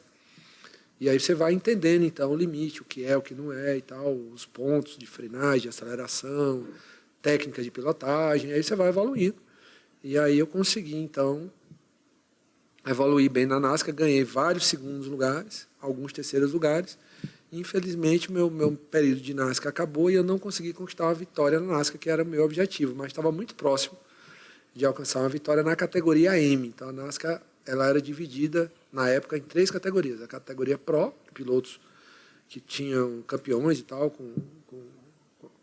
né, pilotos que pilotaram a vida toda. Tinha a categoria Pro M, que eram pilotos intermediários. E a categoria M, né, que era a categoria que eu fazia parte, que eram ali 7 carros. Dos 7 carros, então, eu cheguei algumas vezes em segundo lugar. Foi bem legal. Da NASCAR, então, eu interrompi o automobilismo por algumas questões. E surgiu, então, um projeto, né, desses veículos, são Mercedes, categoria GT4, em 2 categorias simultâneas. Então, você tem o GT4 correndo na MG Cup, que aí são os carros GT4 junto com Mercedes C300 e a MG, que estão migrando para uma nova configuração. Mas como é que um carro da C300 vai estar na mesma pista do que o seu AMG GT? Então, a diferença é muito brutal. É diferença de mais de 20 segundos por volta. Mas, ou seja, foi uma composição que a categoria optou, né, em vez de quebrar a corrida, fazer um espetáculo mais bonito, com mais de 40 carros no grid. Mas, realmente, é um desafio muito grande. O cara te atrapalha. O fato do cara atrapalhar não é nem um problema, é do risco mesmo, né? Risco. Porque você várias vezes, mas isso hoje, Lázaro, é impressionante. Você vai, por exemplo, na Império Endurance, que é uma categoria, né, gigante no Brasil, e os caras de GT3, no carro que eu corro, ou de GT4, no carro que eu corro, ele leva a volta dos protótipos, né, que são os carros que são Ligiers, e tem alguns protótipos nacionais. Então, o cara está no carro no nível que eu estou e leva lá 2, 3, 4 voltas, né? Então, ou seja, isso acontece no automobilismo. É uma coisa normal de ter esse mix de potência de veículos. E você, como piloto, tem que saber lá. Esse final de semana agora vai ter um ensaio aí, que é para as 200... vai ter as 1000 milhas de Interlagos, que é um evento bem conhecido, e tem 4 provas ao longo do ano, que é como se fosse uma preparação, né? Certo. Então vai ter uma prova de 2 horas de duração, que eu vou fazer parte. E ali você vai ter todo tipo de carro. Você vai ter GT4, vai ter alguns carros protótipos, vai ter, enfim, todo tipo de carro ali misturado, porque no final são várias categorias rodando juntas, né? E aí surgiu, então, essa oportunidade. Só que isso prova mais habilidade do piloto, não? Mais habilidades. Meu amigo, você está com um carro mais lento na frente, você tem que ultrapassar e tal. É isso aí. É complexo, não é simples. Né? Mas uns negócios é meio assim, né, Lázaro? Quando a gente chega a um determinado momento da vida, que você tem que andar com todo tipo de gente, né? Então, você está competindo com o Ferrari, com o McLaren, está competindo com o Fusca, paralelamente. Então, você tem que saber entrar ali e fazer o seu melhor nesse ambiente, né? Me conta uma coisa. Vamos só... Primeiro você vai falar um pouquinho mais de automobilismo, mas só para falar como é que foi esse último campeonato aí que você levou aí. Você fala dele, aí nós vamos falar o seguinte, lição do mundo do automobilismo para dentro da empresa. Ótimo. Aí você tem até um negócio para mostrar para a turma, né? Isso, vou mostrar. Então, mas vamos lá. Como é que foi essa última corrida aí que você levou ela? Foi dia 20 agora que subiu lá? Isso aí. Essa última corrida que aconteceu, que o Padrinho, tive a honra de ter o patrocínio do Padrinho, ela era a última etapa do campeonato principal que eu estou fazendo, que chama GT Series, que é um campeonato de carro GT, né? Gran Turismo. Uhum. Então, ali você tem GT3, GT4 e GT4 Lite. São 3 categorias. E eu vim, então, disputando a categoria GT4. No domingo, no sábado e no domingo tinham 2 corridas. Infelizmente, o carro deu um problema mecânico no sábado. Eu não consegui correr no sábado. Eu era líder do campeonato, com 35 pontos à frente, né? Do segundo piloto. Como eu não corri no sábado, fiquei ali para trás. E no domingo eu consegui ganhar a corrida, mas por 20 pontos eu deixei de ganhar o campeonato. Então foi uma fatalidade ali a questão do problema mecânico no carro, que faz parte também. Ou seja, já aconteceu comigo também na NASCAR, já aconteceu em outros momentos, no próprio Track Day. Deve ser frustrante, né, velho? Você chega lá, você está se preparando para aquele momento. Eu sou o primeiro aqui na competição, tal, o carro quebra no meio do final. Então, mas faz parte do processo, né? Faz parte do jogo. Então é isso. E aí, Lázaro, o que aconteceu, né? Houve aí um desdobramento desse projeto. Ou seja, houve um desdobramento de trazer o automobilismo para a nossa vida empresarial, ou seja, para a nossa vida como executivo. Por quê? Porque no automobilismo nós temos, vamos pensar assim, tudo que há de bom e melhor em tecnologia. Então, ali, quando você vai evoluindo, os carros que eu estou hoje pilotando, você tem tudo. Você tem, se você freou, a pressão que você freou, se você acelerou, se acelerou mais ou menos, em que momento você virou o volante. Então, você tem muita informação, muita informação. E aquilo ali me fez o quê? Me fez despertar dentro de mim que eu precisava trazer, né, isso para os negócios. Então, eu vou dar o primeiro exemplo. Se você puder botar aquele gráfico lá, a telemetria, por favor. Isso. Isso aí que a gente vai projetar, chama telemetria.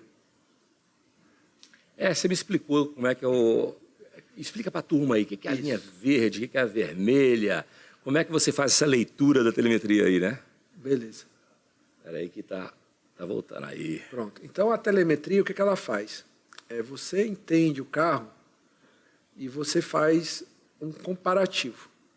Então, a primeira dica importante é quem é que você está modulando. Ou seja, você como empresário, você como gestor, quem é a pessoa que você está modulando? Ou seja, quem é que é o seu objetivo? Então, no caso aí, o que acontece? Nós temos um piloto profissional, que é o Helmaster. E você tem como referência? Eu tenho como referência. Quem é esse cara? Então, esse é o Helmaster. Helmaster. É um piloto Sim.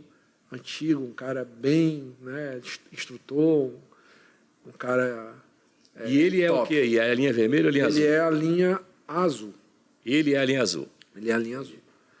Então, o que acontece? Qual seria o meu objetivo? O meu objetivo era que a linha vermelha, que sou eu, e a linha azul, que fosse ele, fossem uma só. Certo? Naquele primeiro gráfico lá de cima, no maior ali. Esse era o objetivo. Então, quanto mais eu tiver próximo a ele, mais eu estou agindo como um piloto profissional. Então, você veja que durante o circuito, em vários momentos, as linhas estão cravadas. Me explica o seguinte, Quando tem pico para cima é o quê? Aceleração. Quando você está para baixo é desaceleração. Como é que é isso? Isso, é ao contrário. Quando você está para baixo é frenagem, quando você está para cima é aceleração. Não, para cima, aceleração. Isso. Desaceleração é para baixo, freiei. Exatamente. Então, por exemplo, naquele ponto lá mais alto, ali foi a freada, né? E aí você vem desacelerando, faz a curva e depois você volta a acelerar para o próximo trecho. E assim você vai indo em todo o circuito. Então você percebe ali que tem vários trechos aonde eu venho cravando ele, ou seja, eu venho operando na mesma linha que ele praticamente, assim como você observa que existem alguns momentos ali onde a minha linha saída dele, que é onde eu errei com o piloto amador, né? E é aí onde você tem a diferença. Nesse caso aí... Ele é o azul, você é o vermelho. Nesse caso aí deu um segundo ponto alguma coisa, que é o auge de um piloto amador. Ou seja, fica ruim para o piloto profissional se eu fizer um tempo igual ou melhor do que o dele, porque ele passou a vida fazendo isso, né? Então, essa parte que é a modulação é muito importante, me ajudou muito no negócio. Quem é que eu estou perseguindo? Qual é o tempo que eu quero alcançar? Né? Qual é o veículo? Então, isso é muito importante que vai diante daquele do posicionamento. Aqui embaixo, por exemplo, é onde eu tenho que trabalhar mais, são as frenagens. Então, você tem como ele freia e como eu freio, né? E, por exemplo, ali você vê que tem uma diferença muito grande ali no meio, tá vendo? Do azul para o vermelho. Sim. E aí você vai lá para cima, você vai ver que é onde eu errei no freio que gerou o erro lá em cima na linha dele. Ou seja, ele chegou mais acelerado, ele saiu mais rápido que eu. E aí isso aí, em cada momento do autódromo, vai dando 0 ponto alguma coisa e no final dá uns 1 segundo e alguma coisa que deu de diferença. Então, o que aconteceu com isso? Eu olhei para isso e eu falei, eu preciso trazer isso para os negócios. Eu preciso que a empresa que eu faça gestão, assim como no automobilismo, eu quero saber de tudo que está acontecendo. E a perfeição. E eu quero, então, ter todas as informações. E aí pode colocar o segundo, que é a prática, né? Não, o vídeo não. O segundo, a foto que eu te mandei da sala com as TVs. Isso. Aí, por exemplo, é a telemetria voltada aos negócios. Então, você tem lá na Logplace aquilo que a gente falou, que é o nosso diferencial. Sim. Tá vendo que tem uma leve semelhança ali, alguns gráficozinhos, subindo e descendo e tal, muito número. Você usou bem o benchmark do automobilismo. Muita informação. Então, olha só que legal. Né? Há 3 anos atrás, 4 anos, eu comecei a desenvolver esse projeto, né? que hoje é a nossa torre de controle. E hoje, sem dúvida nenhuma, ela é uma das melhores do Brasil, a nível de transporte e até mesmo a nível de indústria. Você tem muitas grandes indústrias hoje que não têm uma torre de controle neste padrão que nós temos. Tanto é que, né, com o apoio do Lázaro e dos demais conselheiros, esse projeto de monitoramento, esse projeto de acompanhamento, a torre de controle da operação, está sendo desmembrado e está virando um novo negócio, que em 25 aí vai ser lançado. Então, se alguém, né, somente no segmento de transporte, ou se você tem logística no seu negócio, então não precisa, quer melhorar a eficiência? Não precisa ser transportadora. Pode ser transporte, eu posso ter uma indústria, posso ter um varejo, um atacado, não importa. Eu quero entender tudo o que está acontecendo no meu negócio. Então, essa ferramenta, não só a ferramenta, como as pessoas para fazer a gestão, vão estar disponíveis aí a partir de 25, a gente vai divulgar isso no momento oportuno, e vocês vão poder, então, absorver isso que demorou anos e anos para ser desenvolvido e passar a ter o controle linha a linha, Lázaro. A gente tem mais de quase 200 controles. Linha a linha, você sabe, a cada 3 minutos o que está acontecendo. Você vê o que está... Por produto. Por produto. Você prevê, você vê se tem... Por exemplo, vamos dar um exemplo. Eu tenho tantas entregas. Então, antes de acontecer o problema lá, eu sei se aquela base está preparada para absorver aquela operação. Então, não é chegar lá a carga e a filial travar a operação. Eu dou um tempo ainda, digo, gente, está indo aí muito mais volume do que vocês estão capacitados. Então, vocês têm que aumentar a capacidade para poder absorver o volume de carga que está indo. Da mesma maneira, muita empresa erra, por quê? Porque monta lá uma operação, você pode falar muito bem disso, a operação diminui e ele não desmobiliza. Total. E lá a gente desmobiliza toda semana. Então, toda semana eu contrato, eu tiro, eu aumento o carro, eu diminuo o carro. E você tem uma previsão. Porque você trabalha em cima da semana, da onda que está acontecendo. Então, com essa ferramenta, você vai para o nível de gestão que eu considero hoje muito elevado, um dos melhores que eu conheço, e você vai para um controle de custo, né? Porque você controla cada etapa da operação. Você consegue prever, pô. Você consegue desabilitar, você consegue desmobilizar mais rápido. Você consegue ser muito mais proativo do que reativo.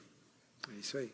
Então, ou seja, isso gera o controle, a redução dos desperdícios, do ressarcimento, que é aquele problema que iria acontecer. Perdão. Existem números, indicadores que são aceitáveis. Então, você pode dizer que uma empresa X ela pode ter uma perca, se não perca, né, de X% em determinada variável.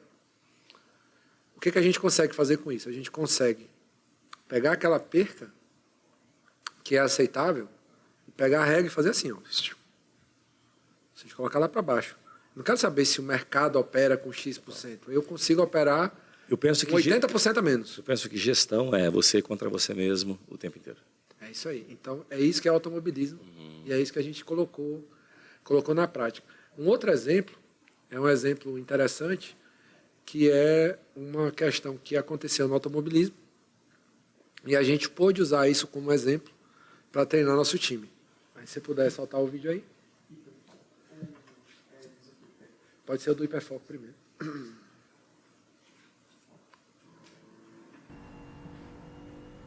Autódromo de Interlagos, qualificação da GT Series. Antepenúltima prova.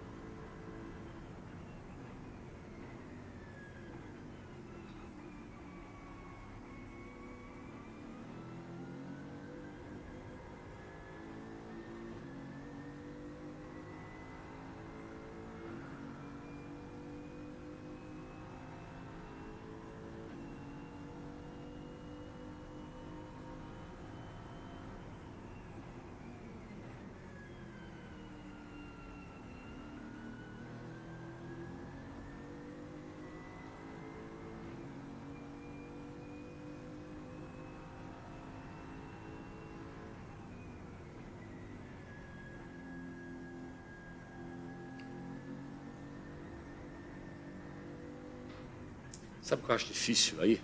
A visão periférica, cara. Você tem que controlar a visão com os ângulos do olho, as curvas, ó. Entendeu? Para não entrar errado. Em questão de segundo, pô.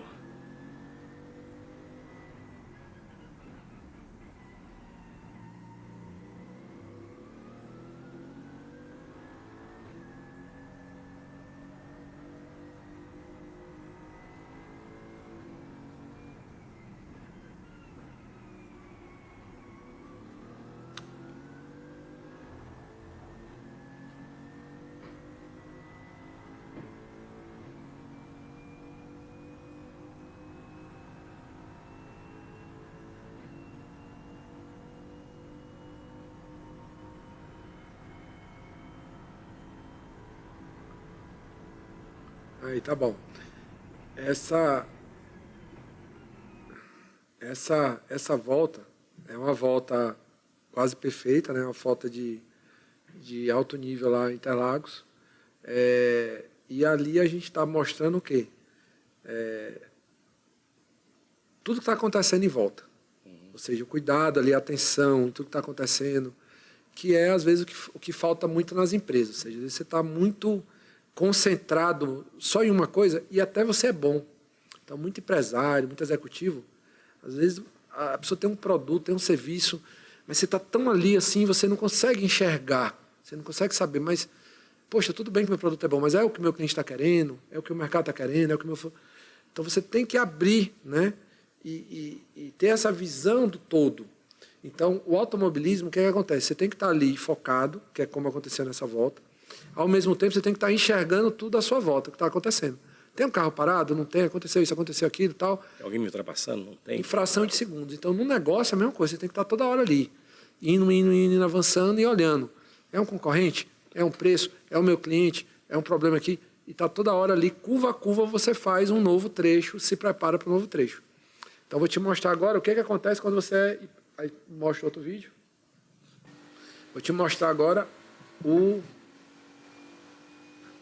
hiperfoco. Então aí é o hiperfoco, né?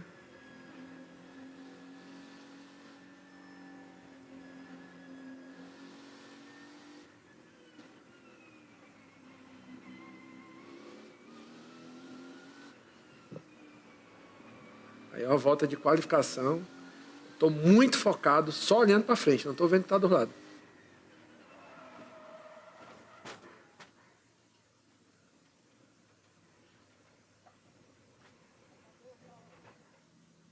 Viu aí que delícia? Olha o meu olhar. É.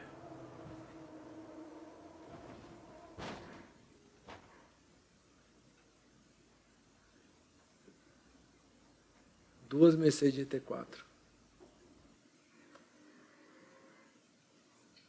Pronto. O que eu estou mostrando aí? Volta um pouquinho a imagem para o começo.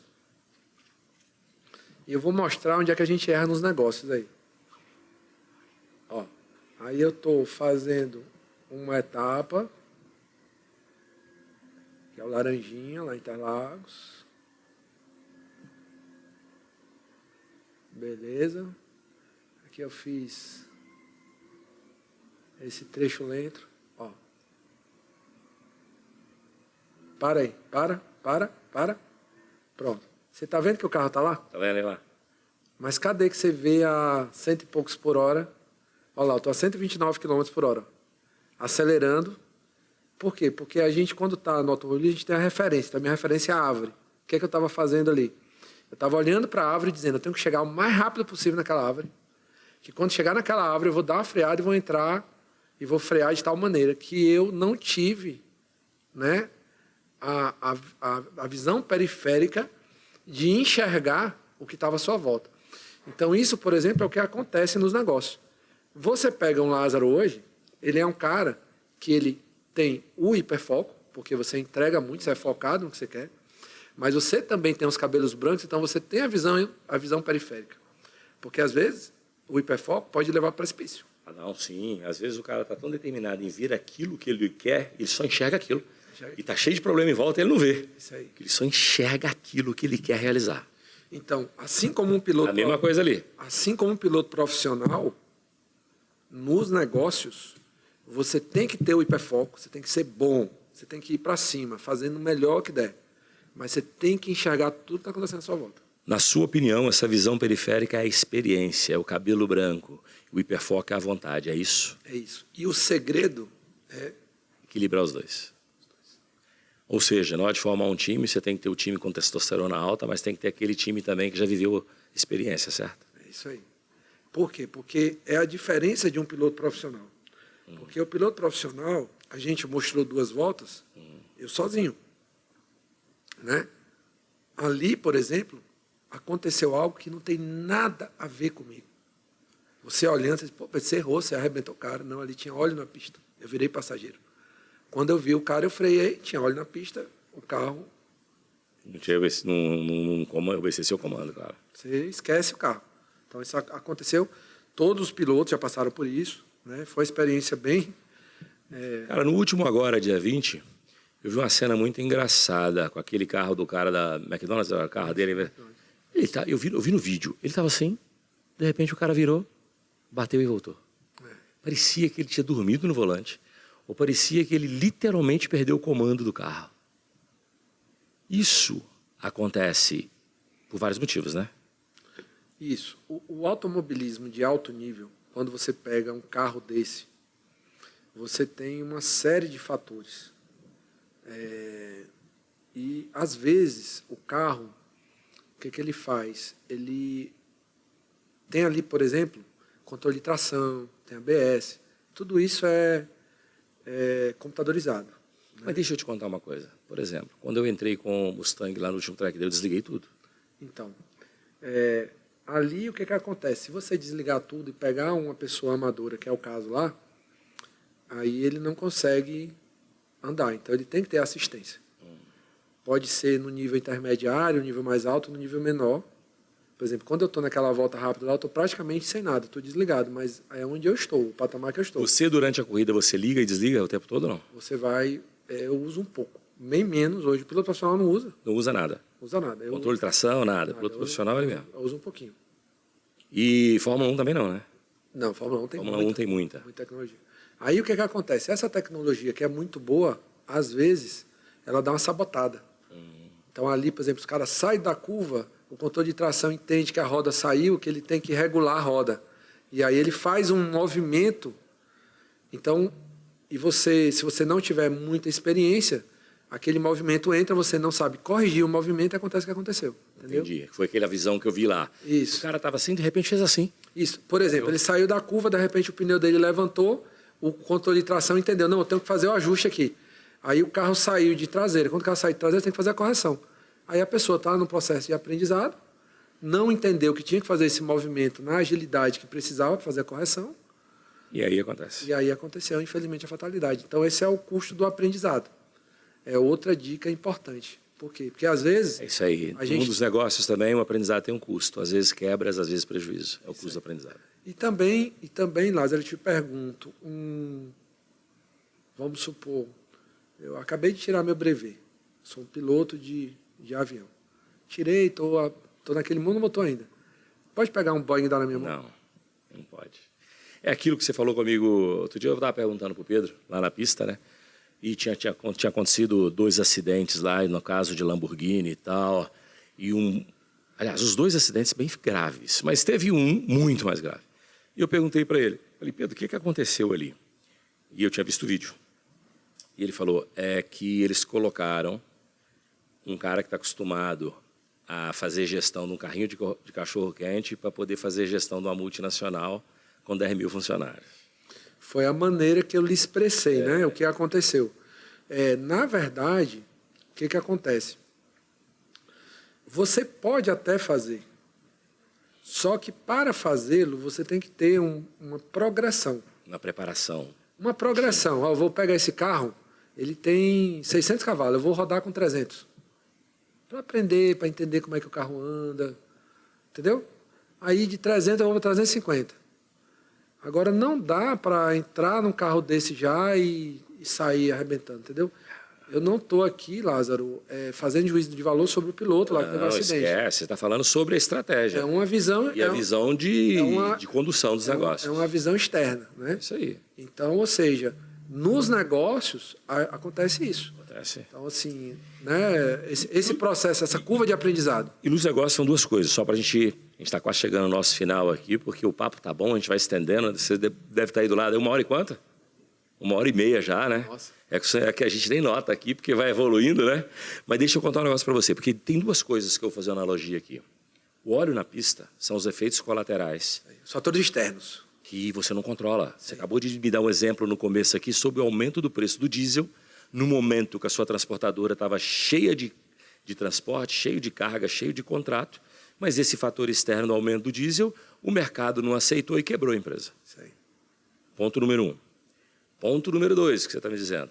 Apesar desses fatores externos aparecerem na vida, tanto no automobilismo quanto no mundo empresarial, existem outros fatores que são as 10 mil horas de voo, são as 10 mil horas de trabalho, que se você também não tiver, o fator interno te derruba. Sim. É isso? É exatamente isso. E eu sou muito grato, Lázaro, por hoje, né, ser uma das poucas empresas que você faz parte do conselho. Tenho essa satisfação, né, assim como outros conselheiros de renome que a gente tem, justamente porque não existe dentro de nós, da empresa, o egoísmo de achar que, apesar de ser líder, apesar de ter bons números, apesar de ter uma boa gestão, ter uma boa cultura, a gente é autossuficiente, a gente não precisa de ninguém. Sim, a gente aprende sempre. Então, muito pelo contrário, né?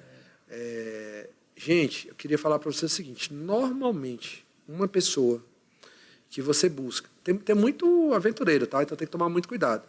Você é uma pessoa séria, é uma pessoa que tem indicação, que já realizou, né? Você não vai pegar um filho seu e vai entregar para um médico que nunca fez uma cirurgia, que não é especializado naquilo. Como é que você pega a sua empresa e entrega? Não, é porque ele sabe consertar joelho, eu vou entregar a cabeça para ele consertar. Ninguém faz isso. Na empresa é a mesma coisa. Então, gente, a proporção ela é gigante, né? Cada investimento que você faz numa pessoa de alto nível, eu não posso falar pelos outros, mas por mim, ela gera um resultado de 10 vezes mais de save para a empresa. Então, se você investe... De uma forma ou de outra. Se você investe 10 mil reais, você vai ganhar 100 mil reais.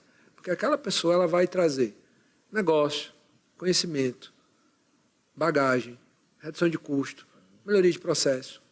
Né? Costumo falar que o capital intelectual ele te economiza no tempo. Vamos colocar assim. Se você tem 20 anos de história e você traz capital intelectual com mais 20, mais 30, você adquiriu 60 anos de história, que é as suas 20, mais as outras duas com mais 20. E esses 60 anos, em algum momento, vai convergir, direto ou indiretamente, numa melhora estrutural dentro da empresa. Não tem como ser. E isso, Lázaro, a gente está falando em todos os níveis. Porque a pessoa pode não ter hoje a capacidade, graças a Deus, que a Logplace tem de contratar um Lázaro, mas tem profissionais que estão no nível intermediário, no nível júnior, que estão começando, que também vão entrar, também vão somar, também vão colocar. Para cada estágio, você tem o melhor para o estágio. Exatamente. Aquilo que eu posso, aquilo que me cabe. Não adianta fazer loucura também, tá, gente? Não, vou contar um negócio engraçado aqui. O Marcelo é um coach de piloto que trabalha com o Pedro e tal, né? Aí eu estava lá no autódromo e tal, e conversando com ele, falei com ele, Marcelo, vontade de comprar carro, vou começar a brincar com esse negócio, vai ser um hobby para mim e tal, né? Ele falou, Lázaro, te dou uma sugestão. O que você acha? Em vez de você comprar carro aí, que eu pensei em comprar um V8, preparar e tal, ele falou, por que você não entra na Fórmula Onix para você começar a disputar ela? Eu olhei para a cara dele e falei, você está de sacanagem comigo? Você quer que eu corra de Onix? Ele falou, meu querido, tu tem que aprender. Entendeu? Calma, corre um tempinho lá na Fórmula Onix, eu te ajudo, e depois tu vai passar para outra. Você já está querendo entrar de V8 na pista? Pô, tu está querendo preparar o V8, montar o carro para acelerar? Não, vai para a Onix. De repente você fica um tempinho lá, aí tu passa para outra. É isso, né? Quantas voltas eu te dei naquele dia lá? Um monte nas minhas costas.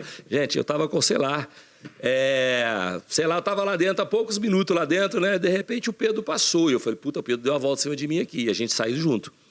Daí a pouco eu olho pro retrovisor e eu vejo o Pedro.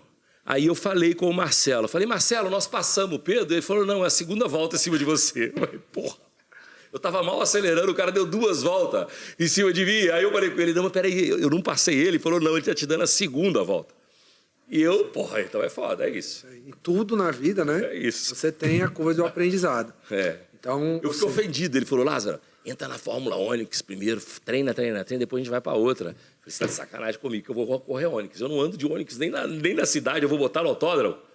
Ele falou, cara, mas é boa, é só para aprender, porra. É isso aí. É isso aí. Então, é a humildade, né? A humildade de escutar, de ter um coach, por exemplo. Eu tive uma oportunidade, que é outra coisa que o automobilismo nos proporciona, de ter coaches do altíssimo nível. Então, Sérgio Ramalho, Thiago Camilo, né? O próprio Marcelo Maioli, outras pessoas que me ajudaram ali, os engenheiros. Cada um vem de um time, vem de uma experiência.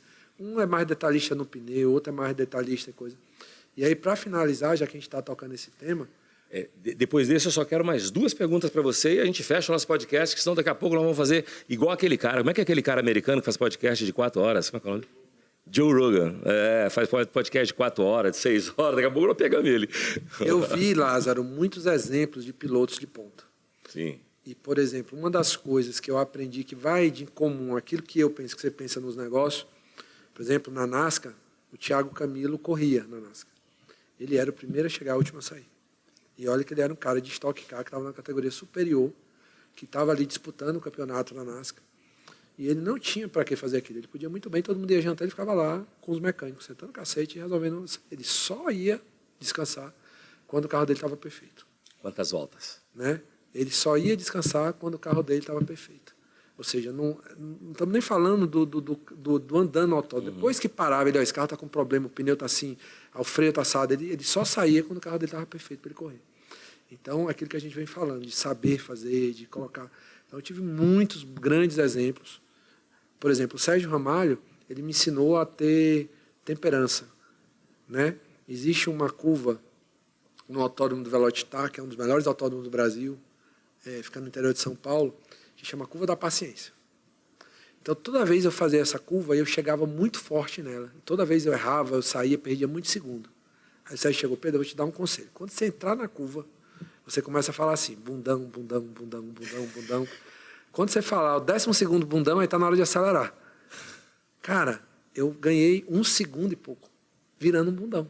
Ou seja, às vezes não é acelerando, às vezes é sendo mais, fazendo a coisa melhor. Por quê? Porque eu chegava muito forte e o carro derrapava e depois tinha que vir, eu achava que era só acelerar. E você sabe que às vezes é verdadeira, né? O dia que eu estava com o Marcelo lá dentro no Mustang, e ele ficava assim, eu entrei numa curva e falava assim, senta o pé. E eu falava, vai capotar. E ele, senta o pé, eu tô mandando sentar o pé. Eu falei, vai capotar, Marcelo. Ele, não vai capotar, senta o pé. Aí eu, primeira vez eu não sentei. Na segunda eu sentei, na terceira eu falei, é verdade, não capotou. É isso aí. Mas também é a visão de quem tem experiência. É isso aí. Ele sabia, eu, Lázaro, achando que se eu entrasse naquela curva daquele jeito, com um Mustang, que é um muscle car, com todas as trações desligadas, só eu e ele, eu ia capotar. Outra coisa que é importante isso, olha para você ver um negócio.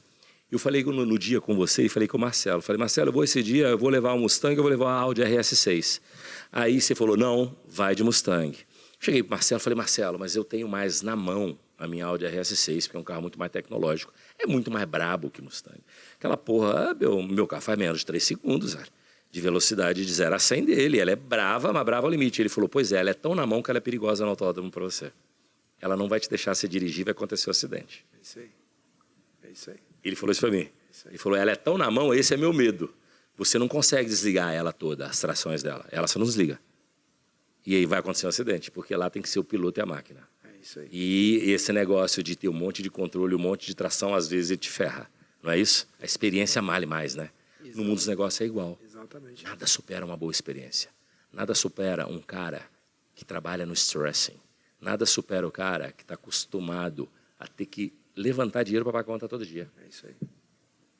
É isso, né? É isso. E automobilismo é isso também, exatamente, né? É pressão, né? Não existe poucos esportes do mundo imagina. Colocam tanta pressão na pessoa do que é o automobilismo. Eu acho fantástico também, cara. Deixa eu te fazer um negócio. Nós estamos chegando para o final, turma. Já passou de 1h30.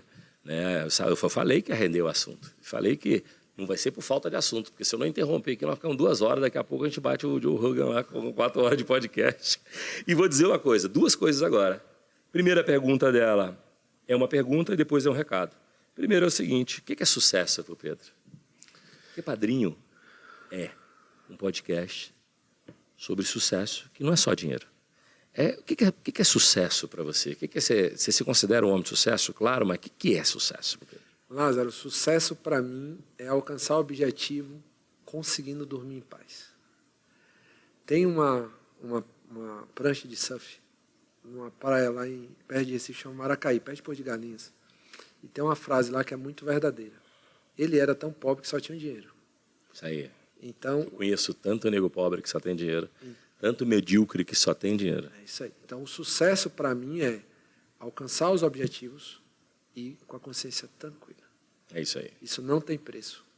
Né? 100% alinhado. Eu tenho amigos conhecidos, amigos e tal, que às vezes você conversa, eu digo, e aí, qual foi o preço que você pagou? Pedro, eu perdi minha família, perdi meus filhos, perdi minha esposa e tal, porque eu me dediquei tanto aos negócios que eu achei que era tudo e hoje eu estou aqui com 60 anos, 70 anos, ninguém quer saber de mim.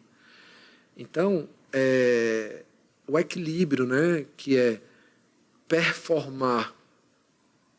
Por exemplo, é como assim, eu podia ganhar jogando sujo, eu podia ganhar no automobilismo, tirando o cara da pista, porque quando você vai tendo experiência, tem certos lugares que você dá certo toque e o cara roda. Não precisa você disputar, é muito fácil, eu tiro o cara da frente. Mas e aí, eu ganhei, subi no pódio, minha consciência como é que vai estar? Exatamente. Você sabe que há pouco tempo atrás, um vizinho meu aqui falou assim, Lázaro, eu quero te apresentar o fulano, que o fulano é um cara de muito sucesso. Encheu a bola do cara. E aí eu fui conhecer o cara era um herdeiro que nunca fez nada da vida, era arrogante, prepotente. Na minha opinião, sucesso passou longe daquele ser humano, ele só tinha dinheiro. É isso aí. Ele era um medíocre, rico. Era um pobre, rico. É isso aí. Entendeu? E também eu concordo contigo. Sucesso é tudo aquilo que você faz na vida entre nascimento e morte, que gera legado, produtividade, contribui para a sociedade e que você consiga dormir tranquilo com tudo isso. É isso aí. Esse é o meu... Dinheiro pode ser uma consequência do sucesso, exatamente, mas ele não é o vetor principal. Exatamente, é isso aí. Estamos chegando ao fim do Padrinho. Lembrando, galera, pensou em multiassistência, vida tranquila, em Bom Pastor. Pensou em logística inteligente, Logplace, Capital Upgrade, educação corporativa. E se você está afim de transformar a sua empresa ruim em boa, boa e melhor ainda, Grupo Optimize, você vai achar todos eles na tela. E agora, para finalizar, espero que vocês tenham gostado, né? Porque aqui rendeu o assunto hoje. Vou perguntar para o Pedro aqui, com toda essa experiência, tanto no esporte... e outra coisa que é muito importante. Qualquer um que visse o Pedro com 160 quilos, falava assim, esse cara não vai ganhar nada no automobilismo. Aquele monte de pilotinho de 50 quilos que nasceu dentro de um kart, depois foi pilotando, e você vê um cara de 166 perder peso, pilotar e ganhar com essa determinação, isso é exemplo de determinação. Tá? Por isso que eu queria que ele entrasse um pouco, porque na minha mentalidade, tá, gente? Não tem como ter só sucesso na empresa. Se você bota a mesma energia que você tem no negócio, na vida pessoal, no esporte, você tem grande chance de ter sucesso. E que é muito parecido. A gestão do tempo, a energia, o comprometimento, a vontade de realizar, a paixão pelo verbo fazer. Esse tipo de coisa ela é muito parecida. E isso a gente tem que ter para a vida. Se a gente tem para a vida, na família, no casamento, na criação dos filhos, no esporte, a gente tem sucesso. Né? E aí eu não posso deixar de perguntar para esse cara qual o recado que ele tem para os meus afiliados aí no nosso podcast Padrinho. Recado final para essa turma, Pedro. E aí vou te fazer o agradecimento final. Beleza. O recado, Lázaro, é um recado de acredite nos seus sonhos. Eu acho que todo homem, toda mulher, ela no fundo ela almeja algo. E nunca desista dos seus sonhos. Vão vir as dificuldades, vão vir os momentos de provar. Tenha humildade para escutar. Porque todo mundo que eu conheci que teve o queixo levantado lá na frente se arrebentou. Não tem um. E uma das coisas que eu faço muito é aprender. Muito levanta o queixo, não enxerga onde pisa. Eu aprendo muito com os erros dos outros. Aprendo muito com os erros dos outros. No meu casamento mesmo. Eu tenho muito amigo que é separado e tal. E no começo minha mulher ficava, pô, mas só que eu digo, graças a isso que nós estamos casados. Porque eu olho para a confusão que é aquilo ali. Eu digo, eu vou ficar por aqui mesmo e vou tocando. Então, acredite nos seus sonhos, persiga. Trace suas metas. Às vezes, tenha humildade para enxergar que aquelas suas metas ou aquele seu objetivo não vão ser realizados naquele lugar, ou fazendo aquela atividade. Eu estou no mesmo ramo que a minha família, eu não tenho um cliente que trabalha na empresa do meu pai. Eu tive que me reinventar, eu tive que ir para um novo segmento, para uma nova área. Por quê? Porque eu enxerguei que ali era uma oportunidade. Né? Então, não desista dos seus sonhos, né? Busque suas metas, seus objetivos, e esteja atento para o que está acontecendo. Por quê? Porque às vezes a gente coloca algo dentro da gente e esse algo dentro da gente nos cega. A gente fica, isso, e você não olha para o lado. E às vezes não é isso, às vezes é aquilo.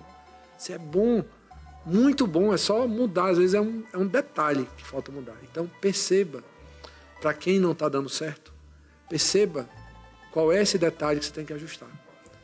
Né? Então trace uma nova rota e aí você chega onde você quer chegar. Obrigado, meu amigo. Obrigado pela contribuição com esses anos todos de experiência. Para você que é do setor de logística, para você que é setor de transporte, você não pode perder esse episódio do Padrinho. Padrinho Podcast, aquele podcast que está aqui para economizar seu tempo de aprendizado. Você aprende com a experiência de outros. E aqui só pisa gente que tem experiência de verdade no segmento deles. Então, turma, até o próximo episódio. Espero que vocês tenham gostado.